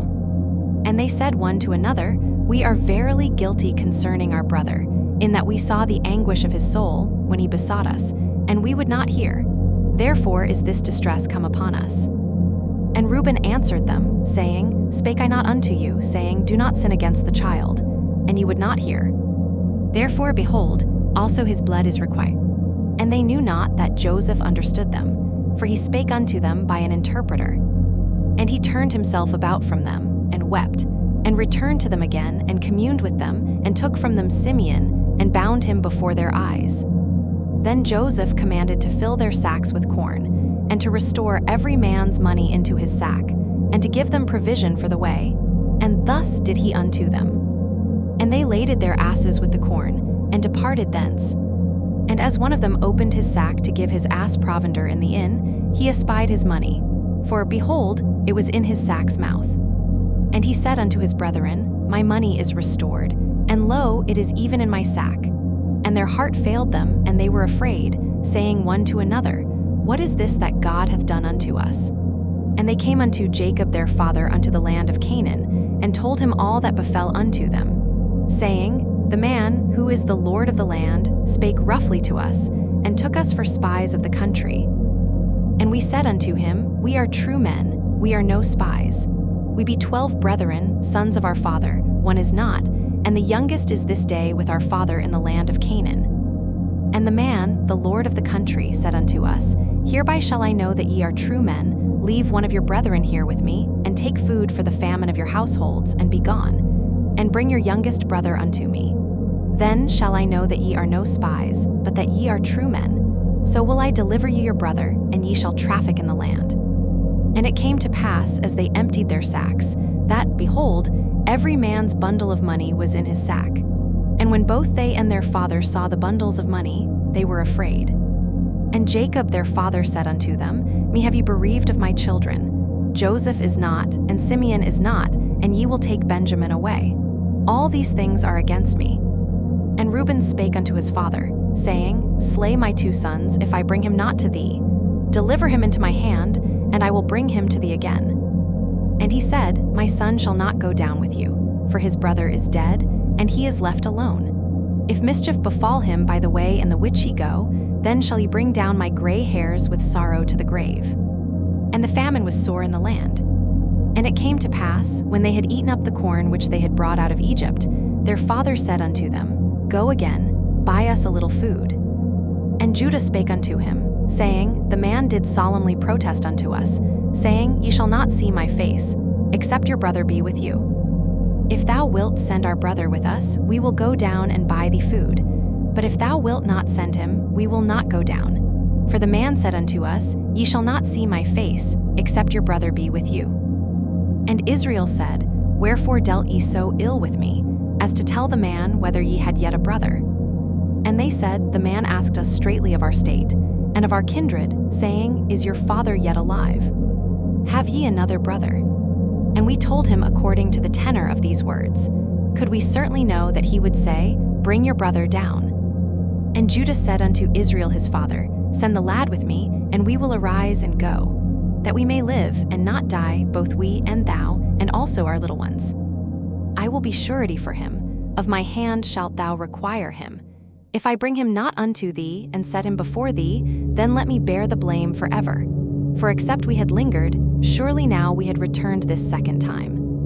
And their father Israel said unto them, If it must be so now, do this. Take of the best fruits in the land in your vessels, and carry down the man a present, a little balm, and a little honey, spices, and myrrh, nuts, and almonds. And take double money in your hand, and the money that was brought again in the mouth of your sacks, carry it again in your hand. Peradventure it was an oversight. Take also your brother, and arise, go again unto the man. And God Almighty give you mercy before the man, that he may send away your other brother, and Benjamin. If I be bereaved of my children, I am bereaved. And the men took that present, and they took double money in their hand and Benjamin, and rose up, and went down to Egypt, and stood before Joseph. And when Joseph saw Benjamin with them, he said to the ruler of his house, Bring these men home, and slay, and make ready, for these men shall dine with me at noon. And the man did as Joseph bade, and the man brought the men into Joseph's house. And the men were afraid, because they were brought into Joseph's house. And they said, Because of the money that was returned in our sacks at the first time are we brought in, that he may seek occasion against us and fall upon us, and take us for bondmen and our asses. And they came near to the steward of Joseph's house, and they communed with him at the door of the house, and said, O sir, we came indeed down at the first time to buy food. And it came to pass, when we came to the inn, that we opened our sacks, and behold, every man's money was in the mouth of his sack, our money in full weight. And we have brought it again in our hand. And other money have we brought down in our hands to buy food. We cannot tell who put our money in our sacks. And he said, Peace be to you, fear not. Your God and the God of your father hath given you treasure in your sacks. I had your money. And he brought Simeon out unto them. And the man brought the men into Joseph's house, and gave them water, and they washed their feet. And he gave their asses provender. And they made ready the present against Joseph came at noon, for they heard that they should eat bread there. And when Joseph came home, they brought him the present which was in their hand into the house, and bowed themselves to him to the earth. And he asked them of their welfare, and said, Is your father well, the old man of whom ye spake? Is he yet alive?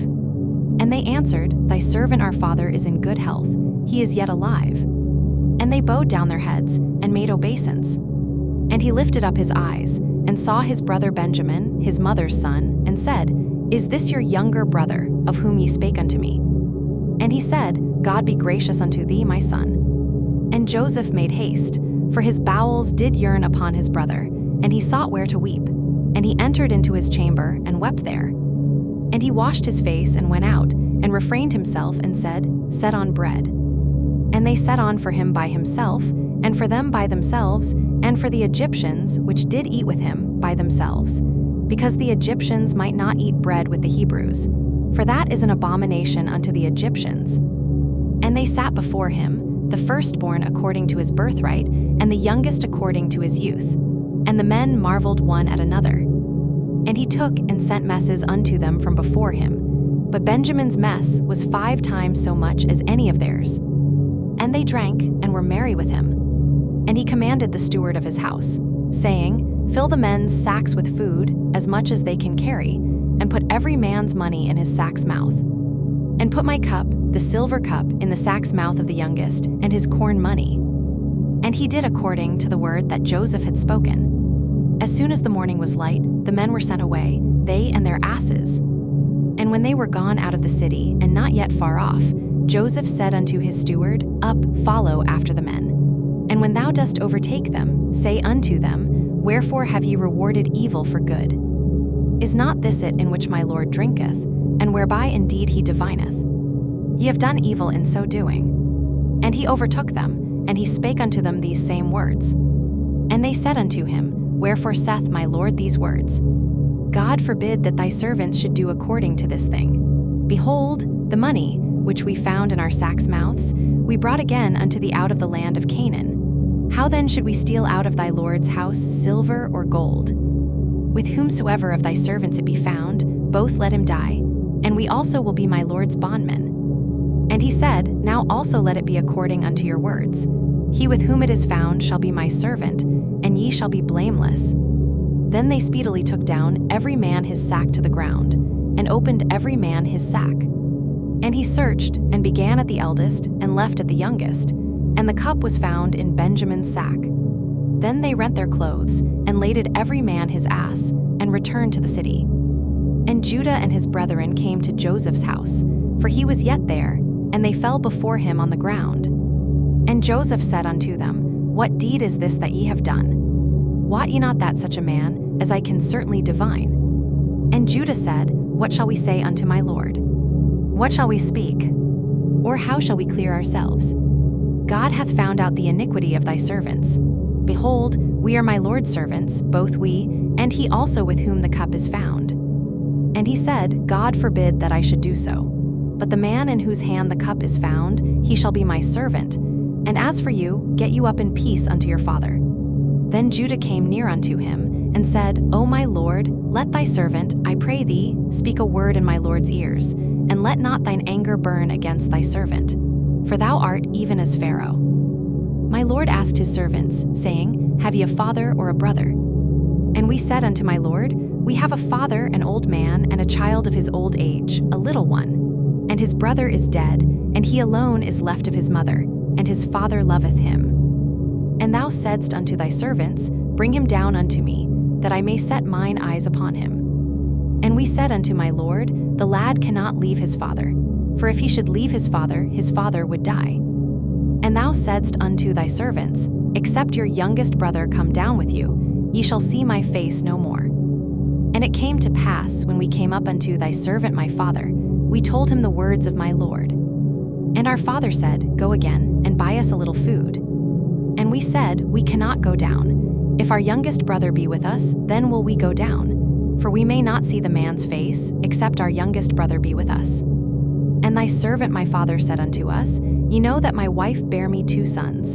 And the one went out from me, and I said, Surely he is torn in pieces, and I saw him not since. And if he take this also from me, and mischief befall him, ye shall bring down my gray hairs with sorrow to the grave. Now therefore, when I come to thy servant my father, and the lad be not with us, seeing that his life is bound up in the lad's life, it shall come to pass, when he seeth that the lad is not with us, that he will die.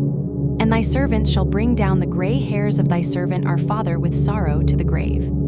For thy servant became surety for the lad unto my father, saying, If I bring him not unto thee, then I shall bear the blame to my father forever. Now therefore, I pray thee, let thy servant abide instead of the lad a bondman to my Lord, and let the lad go up with his brethren. For how shall I go up to my father, and the lad be not with me? Lest peradventure I see the evil that shall come on my father.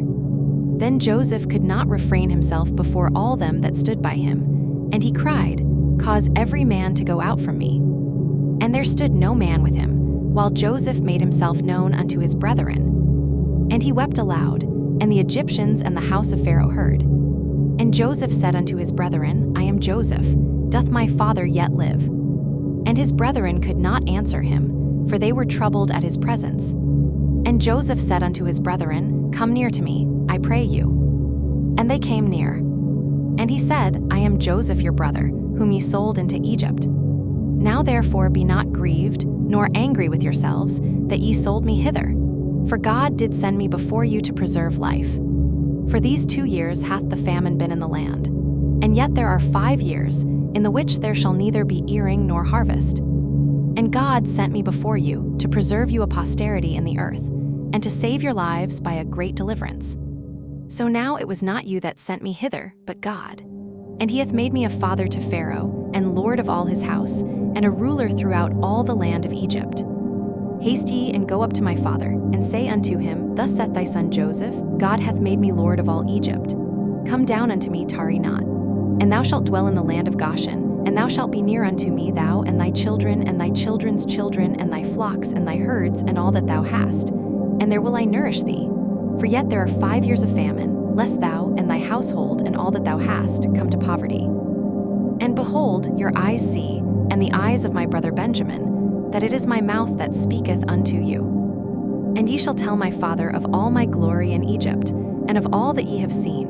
And ye shall haste and bring down my father hither. And he fell upon his brother Benjamin's neck, and wept, and Benjamin wept upon his neck. Moreover he kissed all his brethren, and wept upon them. And after that his brethren talked with him. And the fame thereof was heard in Pharaoh's house, saying, Joseph's brethren are come. And it pleased Pharaoh well and his servants. And Pharaoh said unto Joseph, Say unto thy brethren, this do ye, lade your beasts and go, get you unto the land of Canaan, and take your father and your households, and come unto me, and I will give you the good of the land of Egypt, and ye shall eat the fat of the land. Now thou art commanded, this do ye. Take you wagons out of the land of Egypt for your little ones, and for your wives, and bring your father and come. Also regard not your stuff, for the good of all the land of Egypt is yours. And the children of Israel did so. And Joseph gave them wagons, according to the commandment of Pharaoh, and gave them provision for the way. To all of them he gave each man changes of raiment. But to Benjamin he gave 300 pieces of silver, and 5 changes of raiment. And to his father he sent after this manner: 10 asses laden with the good things of Egypt, and 10 she-asses laden with corn and bread and meat for his father by the way. So he sent his brethren away, and they departed. And he said unto them, See that ye fall not out by the way. And they went up out of Egypt, and came into the land of Canaan unto Jacob their father, and told him, saying, Joseph is yet alive, and he is governor over all the land of Egypt. And Jacob's heart fainted, for he believed them not. And they told him all the words of Joseph, which he had said unto them. And when he saw the wagons which Joseph had sent to carry him, the spirit of Jacob their father revived. And Israel said, It is enough. Joseph my son is yet alive. I will go and see him before I die. And Israel took his journey with all that he had, and came to Beersheba, and offered sacrifices unto the God of his father Isaac. And God spake unto Israel in the visions of the night, and said, Jacob, Jacob. And he said, Here am I. And he said, I am God, the God of thy father. Fear not to go down into Egypt, for I will there make of thee a great nation. I will go down with thee into Egypt, and I will also surely bring thee up again. And Joseph shall put his hand upon thine eyes. And Jacob rose up from Beersheba.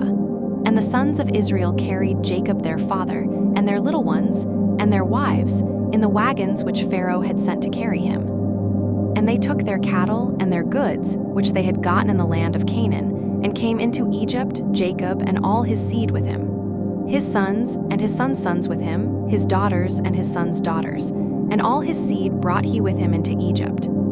And these are the names of the children of Israel, which came into Egypt, Jacob and his sons. Reuben, Jacob's firstborn. And the sons of Reuben, Hanok and Phalu and Hezron and Carmi. And the sons of Simeon, Jemuel and Jamin and Ohad and Jachin and Zohar, and Shaul the son of a Canaanitish woman. And the sons of Levi, Jershon, Kohath, and Merari. And the sons of Judah, and Onan and Shelah and Pharez and Zerah. But and Onan died in the land of Canaan. And the sons of Pharez were Hezron and Hamel. And the sons of Issachar, Tola and Phuvah and Job and Shimron. And the sons of Zebulun, Serd and Elon and Jaleel. These be the sons of Leah, which she bare unto Jacob in Padanaram, with his daughter Dinah. All the souls of his sons and his daughters were 33. And the sons of Gad, Ziphion and Haggi, Shuni and Esben, Eri and Arodi and Areli. And the sons of Asher, Jimnah and Ishua and Isui and Beriah and Sarah their sister. And the sons of Beriah, Heber and Malchiel. These are the sons of Zilpah, whom Laban gave to Leah his daughter, and these she bare unto Jacob, even 16 souls. The sons of Rachel Jacob's wife, Joseph and Benjamin. And unto Joseph in the land of Egypt were born Manasseh and Ephraim, which Asenath the daughter of Potiphar priest of On bare unto him. And the sons of Benjamin were Bela, and Becher, and Ashbel, Gera, and Naaman, Ehai, and Rosh, Muppim, and Huppim, and Ard. These are the sons of Rachel, which were born to Jacob. All the souls were 14. And the sons of Dan, Hushim. And the sons of Naphtali, Jaziel and Guni and Jezer and Shillem. These are the sons of Bilhah, which Laban gave unto Rachel his daughter, and she bare these unto Jacob. All the souls were 7. All the souls that came with Jacob into Egypt, which came out of his loins, besides Jacob's sons' wives, all the souls were 66. And the sons of Joseph, which were born him in Egypt, were 2 souls. All the souls of the house of Jacob, which came into Egypt, were 70. And he sent Judah before him unto Joseph, to direct his face unto Goshen. And they came into the land of Goshen. And Joseph made ready his chariot, and went up to meet Israel his father to Goshen, and presented himself unto him. And he fell on his neck, and wept on his neck a good while. And Israel said unto Joseph, Now let me die, since I have seen thy face, because thou art yet alive. And Joseph said unto his brethren, and unto his father's house, I will go up and show Pharaoh, and say unto him, My brethren and my father's house, which were in the land of Canaan, are come unto me. And the men are shepherds, for their trade hath been to feed cattle. And they have brought their flocks, and their herds, and all that they have. And it shall come to pass, when Pharaoh shall call you, and shall say, What is your occupation? That ye shall say, Thy servant's trade hath been about cattle from our youth, even until now, both we and also our fathers, that ye may dwell in the land of Goshen. For every shepherd is an abomination unto the Egyptians. Then Joseph came and told Pharaoh, and said, My father and my brethren and their flocks, and their herds, and all that they have, are come out of the land of Canaan. And behold, they are in the land of Goshen. And he took some of his brethren, even 5 men, and presented them unto Pharaoh. And Pharaoh said unto his brethren, What is your occupation? And they said unto Pharaoh, Thy servants are shepherds, both we and also our fathers. They said moreover unto Pharaoh, For to sojourn in the land are we come. For thy servants have no pasture for their flocks, for the famine is sore in the land of Canaan. Now therefore, we pray thee, let thy servants dwell in the land of Goshen. And Pharaoh spake unto Joseph, saying, Thy father and thy brethren are come unto thee. The land of Egypt is before thee. In the best of the land make thy father and brethren to dwell. In the land of Goshen let them dwell. And if thou knowest any men of activity among them, then make them rulers over my cattle. And Joseph brought in Jacob his father, and set him before Pharaoh. And Jacob blessed Pharaoh. And Pharaoh said unto Jacob, How old art thou? And Jacob said unto Pharaoh, The days of the years of my pilgrimage are 130 years. Few and evil have the days of the years of my life been, and have not attained unto the days of the years of the life of my fathers in the days of their pilgrimage. And Jacob blessed Pharaoh, and went out from before Pharaoh. And Joseph placed his father and his brethren, and gave them a possession in the land of Egypt, in the best of the land, in the land of Ramesses, as Pharaoh had commanded. And Joseph nourished his father, and his brethren, and all his father's household, with bread, according to their families. And there was no bread in all the land, for the famine was very sore, so that the land of Egypt and all the land of Canaan fainted by reason of the famine. And Joseph gathered up all the money that was found in the land of Egypt and in the land of Canaan for the corn which they bought. And Joseph brought the money into Pharaoh's house. And when money failed in the land of Egypt and in the land of Canaan, all the Egyptians came unto Joseph and said, Give us bread. For why should we die in thy presence? For the money faileth. And Joseph said, Give your cattle, and I will give you for your cattle if money fail. And they brought their cattle unto Joseph. And Joseph gave them bread in exchange for horses, and for the flocks, and for the cattle of the herds, and for the asses. And he fed them with bread for all their cattle for that year. When that year was ended, they came unto him the 2nd year, and said unto him, We will not hide it from my lord, how that our money is spent. My lord also hath our herds of cattle. There is not aught left in the sight of my lord, but our bodies and our lands. Wherefore shall we die before thine eyes, both we and our land? Buy us and our land for bread, and we and our land will be servants unto Pharaoh. And give us seed, that we may live and not die, that the land be not desolate. And Joseph bought all the land of Egypt for Pharaoh, for the Egyptians sold every man his field, because the famine prevailed over them. So the land became Pharaoh's. And as for the people, he removed them to cities, from one end of the borders of Egypt even to the other end thereof. Only the land of the priests bought he not, For the priests had a portion assigned them of Pharaoh, and did eat their portion which Pharaoh gave them, wherefore they sold not their lands. Then Joseph said unto the people, Behold, I have bought you this day and your land for Pharaoh. Lo, here is seed for you, and ye shall sow the land. And it shall come to pass in the increase, that ye shall give the 5th part unto Pharaoh, and 4 parts shall be your own, for seed of the field, and for your food, and for them of your households, and for food for your little ones. And they said, Thou hast saved our lives. Let us find grace in the sight of my Lord, and we will be Pharaoh's servants. And Joseph made it a law over the land of Egypt unto this day, that Pharaoh should have the 5th part, except the land of the priests only, which became not Pharaoh's. And Israel dwelt in the land of Egypt, in the country of Goshen, and they had possessions therein, and grew, and multiplied exceedingly. And Jacob lived in the land of Egypt 17 years. So the whole age of Jacob was 147 years. And the time drew nigh that Israel must die. And he called his son Joseph, and said unto him, If now I have found grace in thy sight, put, I pray thee, thy hand under my thigh, and deal kindly and truly with me. Bury me not, I pray thee, in Egypt. But I will lie with my fathers, and thou shalt carry me out of Egypt, and bury me in their burying place. And he said, I will do as thou hast said. And he said, Swear unto me. And he sware unto him. And Israel bowed himself upon the bed's head. And it came to pass after these things, that one told Joseph, Behold, thy father is sick. And he took with him his 2 sons, Manasseh and Ephraim. And one told Jacob, and said, Behold, thy son Joseph cometh unto thee. And Israel strengthened himself, and sat upon the bed. And Jacob said unto Joseph, God Almighty appeared unto me at Luz in the land of Canaan, and blessed me, and said unto me, Behold, I will make thee fruitful, and multiply thee, and I will make of thee a multitude of people, and will give this land to thy seed after thee for an everlasting possession.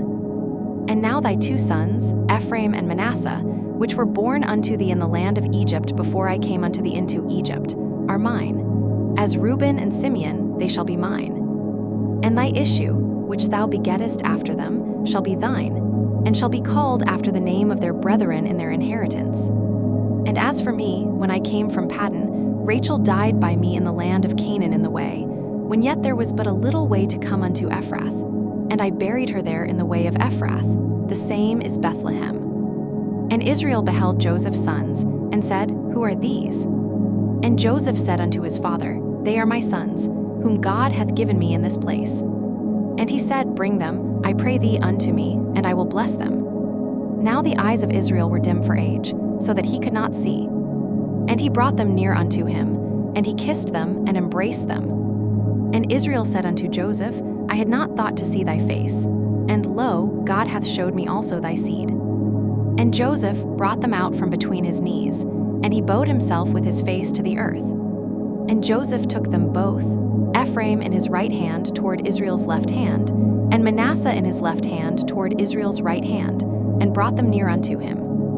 And Israel stretched out his right hand, and laid it upon Ephraim's head, who was the younger, and his left hand upon Manasseh's head, guiding his hands wittingly. For Manasseh was the firstborn.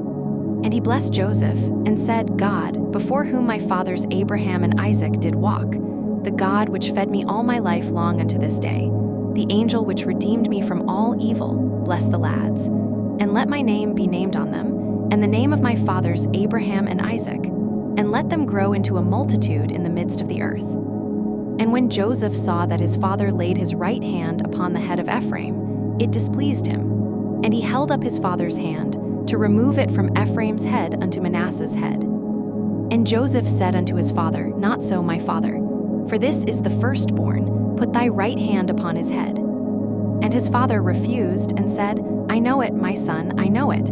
He also shall become a people, and he also shall be great. But truly his younger brother shall be greater than he, and his seed shall become a multitude of nations. And he blessed them that day, saying, In thee shall Israel bless, saying, God make thee as Ephraim and as Manasseh. And he set Ephraim before Manasseh. And Israel said unto Joseph, Behold, I die, but God shall be with you, and bring you again unto the land of your fathers. Moreover, I have given to thee one portion above thy brethren, which I took out of the hand of the Amorite with my sword and with my bow. And Jacob called unto his sons, and said, Gather yourselves together, that I may tell you that which shall befall you in the last days. Gather yourselves together, and hear, ye sons of Jacob, and hearken unto Israel your father. Reuben, thou art my firstborn, my might, and the beginning of my strength, the excellency of dignity, and the excellency of power.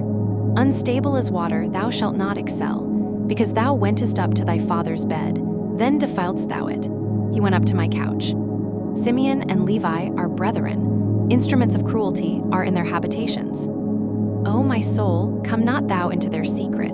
Unto their assembly, mine honor, be not thou united. For in their anger they slew a man, and in their self-will they digged down a wall. Cursed be their anger, for it was fierce, and their wrath, for it was cruel. I will divide them in Jacob, and scatter them in Israel. Judah, thou art he whom thy brethren shall praise. Thy hand shall be in the neck of thine enemies. Thy father's children shall bow down before thee. Judah is a lion's whelp. From the prey, my son, thou art gone up. He stooped down, he couched as a lion and as an old lion. Who shall rouse him up? The scepter shall not depart from Judah, nor a lawgiver from between his feet, until Shiloh come. And unto him shall the gathering of the people be. Binding his foal unto the vine, and his ass's colt unto the choice vine. He washed his garments in wine, and his clothes in the blood of grapes. His eyes shall be red with wine, and his teeth white with milk. Zebulun shall dwell at the haven of the sea, and he shall be for an haven of ships, and his border shall be unto Zidon. Issachar is a strong ass couching down between two burdens. And he saw that rest was good, and the land that it was pleasant, and bowed his shoulder to bear, and became a servant unto tribute. Dan shall judge his people, as one of the tribes of Israel. Dan shall be a serpent by the way, an adder in the path, that biteth the horse heels, so that his rider shall fall backward. I have waited for thy salvation, O Lord. Gad, a troop shall overcome him, but he shall overcome at the last. Out of Asher his bread shall be fat, and he shall yield royal dainties. Naphtali is a hind let loose, he giveth goodly words. Joseph is a fruitful bough, even a fruitful bough by a well, whose branches run over the wall. The archers have sorely grieved him, and shot at him, and hated him. But his bow abode in strength, and the arms of his hands were made strong by the hands of the mighty God of Jacob. From thence is the shepherd, the stone of Israel, even by the God of thy father, who shall help thee. And by the Almighty, who shall bless thee with blessings of heaven above, blessings of the deep that lieth under, blessings of the breasts, and of the womb. The blessings of thy father have prevailed above the blessings of my progenitors unto the utmost bound of the everlasting hills. They shall be on the head of Joseph, and on the crown of the head of him that was separate from his brethren. Benjamin shall raven as a wolf. In the morning he shall devour the prey, and at night he shall divide the spoil. All these are the 12 tribes of Israel. And this is it that their father spake unto them, and blessed them. Every one according to his blessing he blessed them.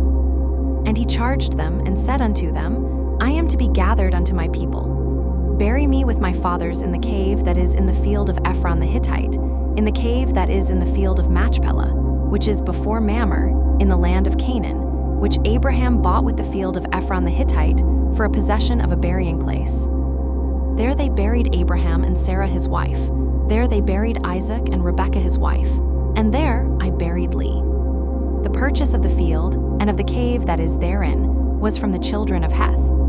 And when Jacob had made an end of commanding his sons, he gathered up his feet into the bed, and yielded up the ghost, and was gathered unto his people. And Joseph fell upon his father's face, and wept upon him, and kissed him. And Joseph commanded his servants, the physicians, to embalm his father. And the physicians embalmed Israel. And 40 days were fulfilled for him, for so are fulfilled the days of those which are embalmed. And the Egyptians mourned for him 70 days.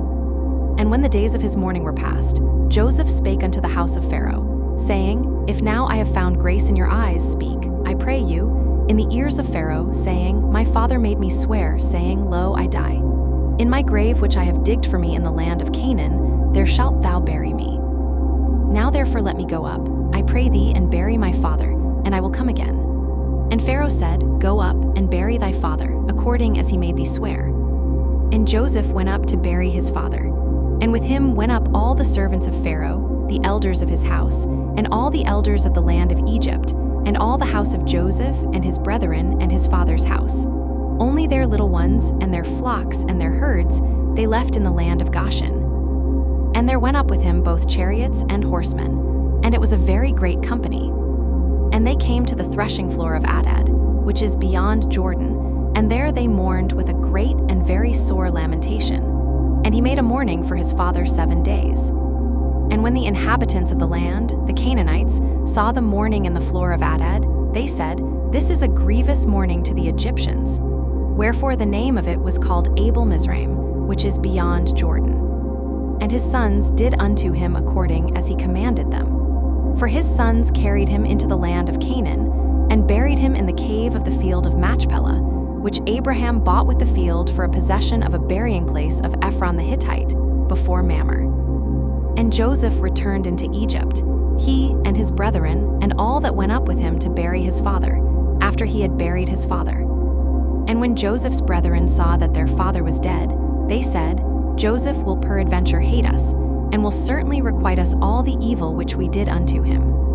And they sent a messenger unto Joseph, saying, "Thy father did command before he died, saying, So shall ye say unto Joseph, Forgive, I pray thee now, the trespass of thy brethren and their sin, for they did unto thee evil. And now, we pray thee, forgive the trespass of the servants of the God of thy father." And Joseph wept when they spake unto him. And his brethren also went and fell down before his face. And they said, "Behold, we be thy servants."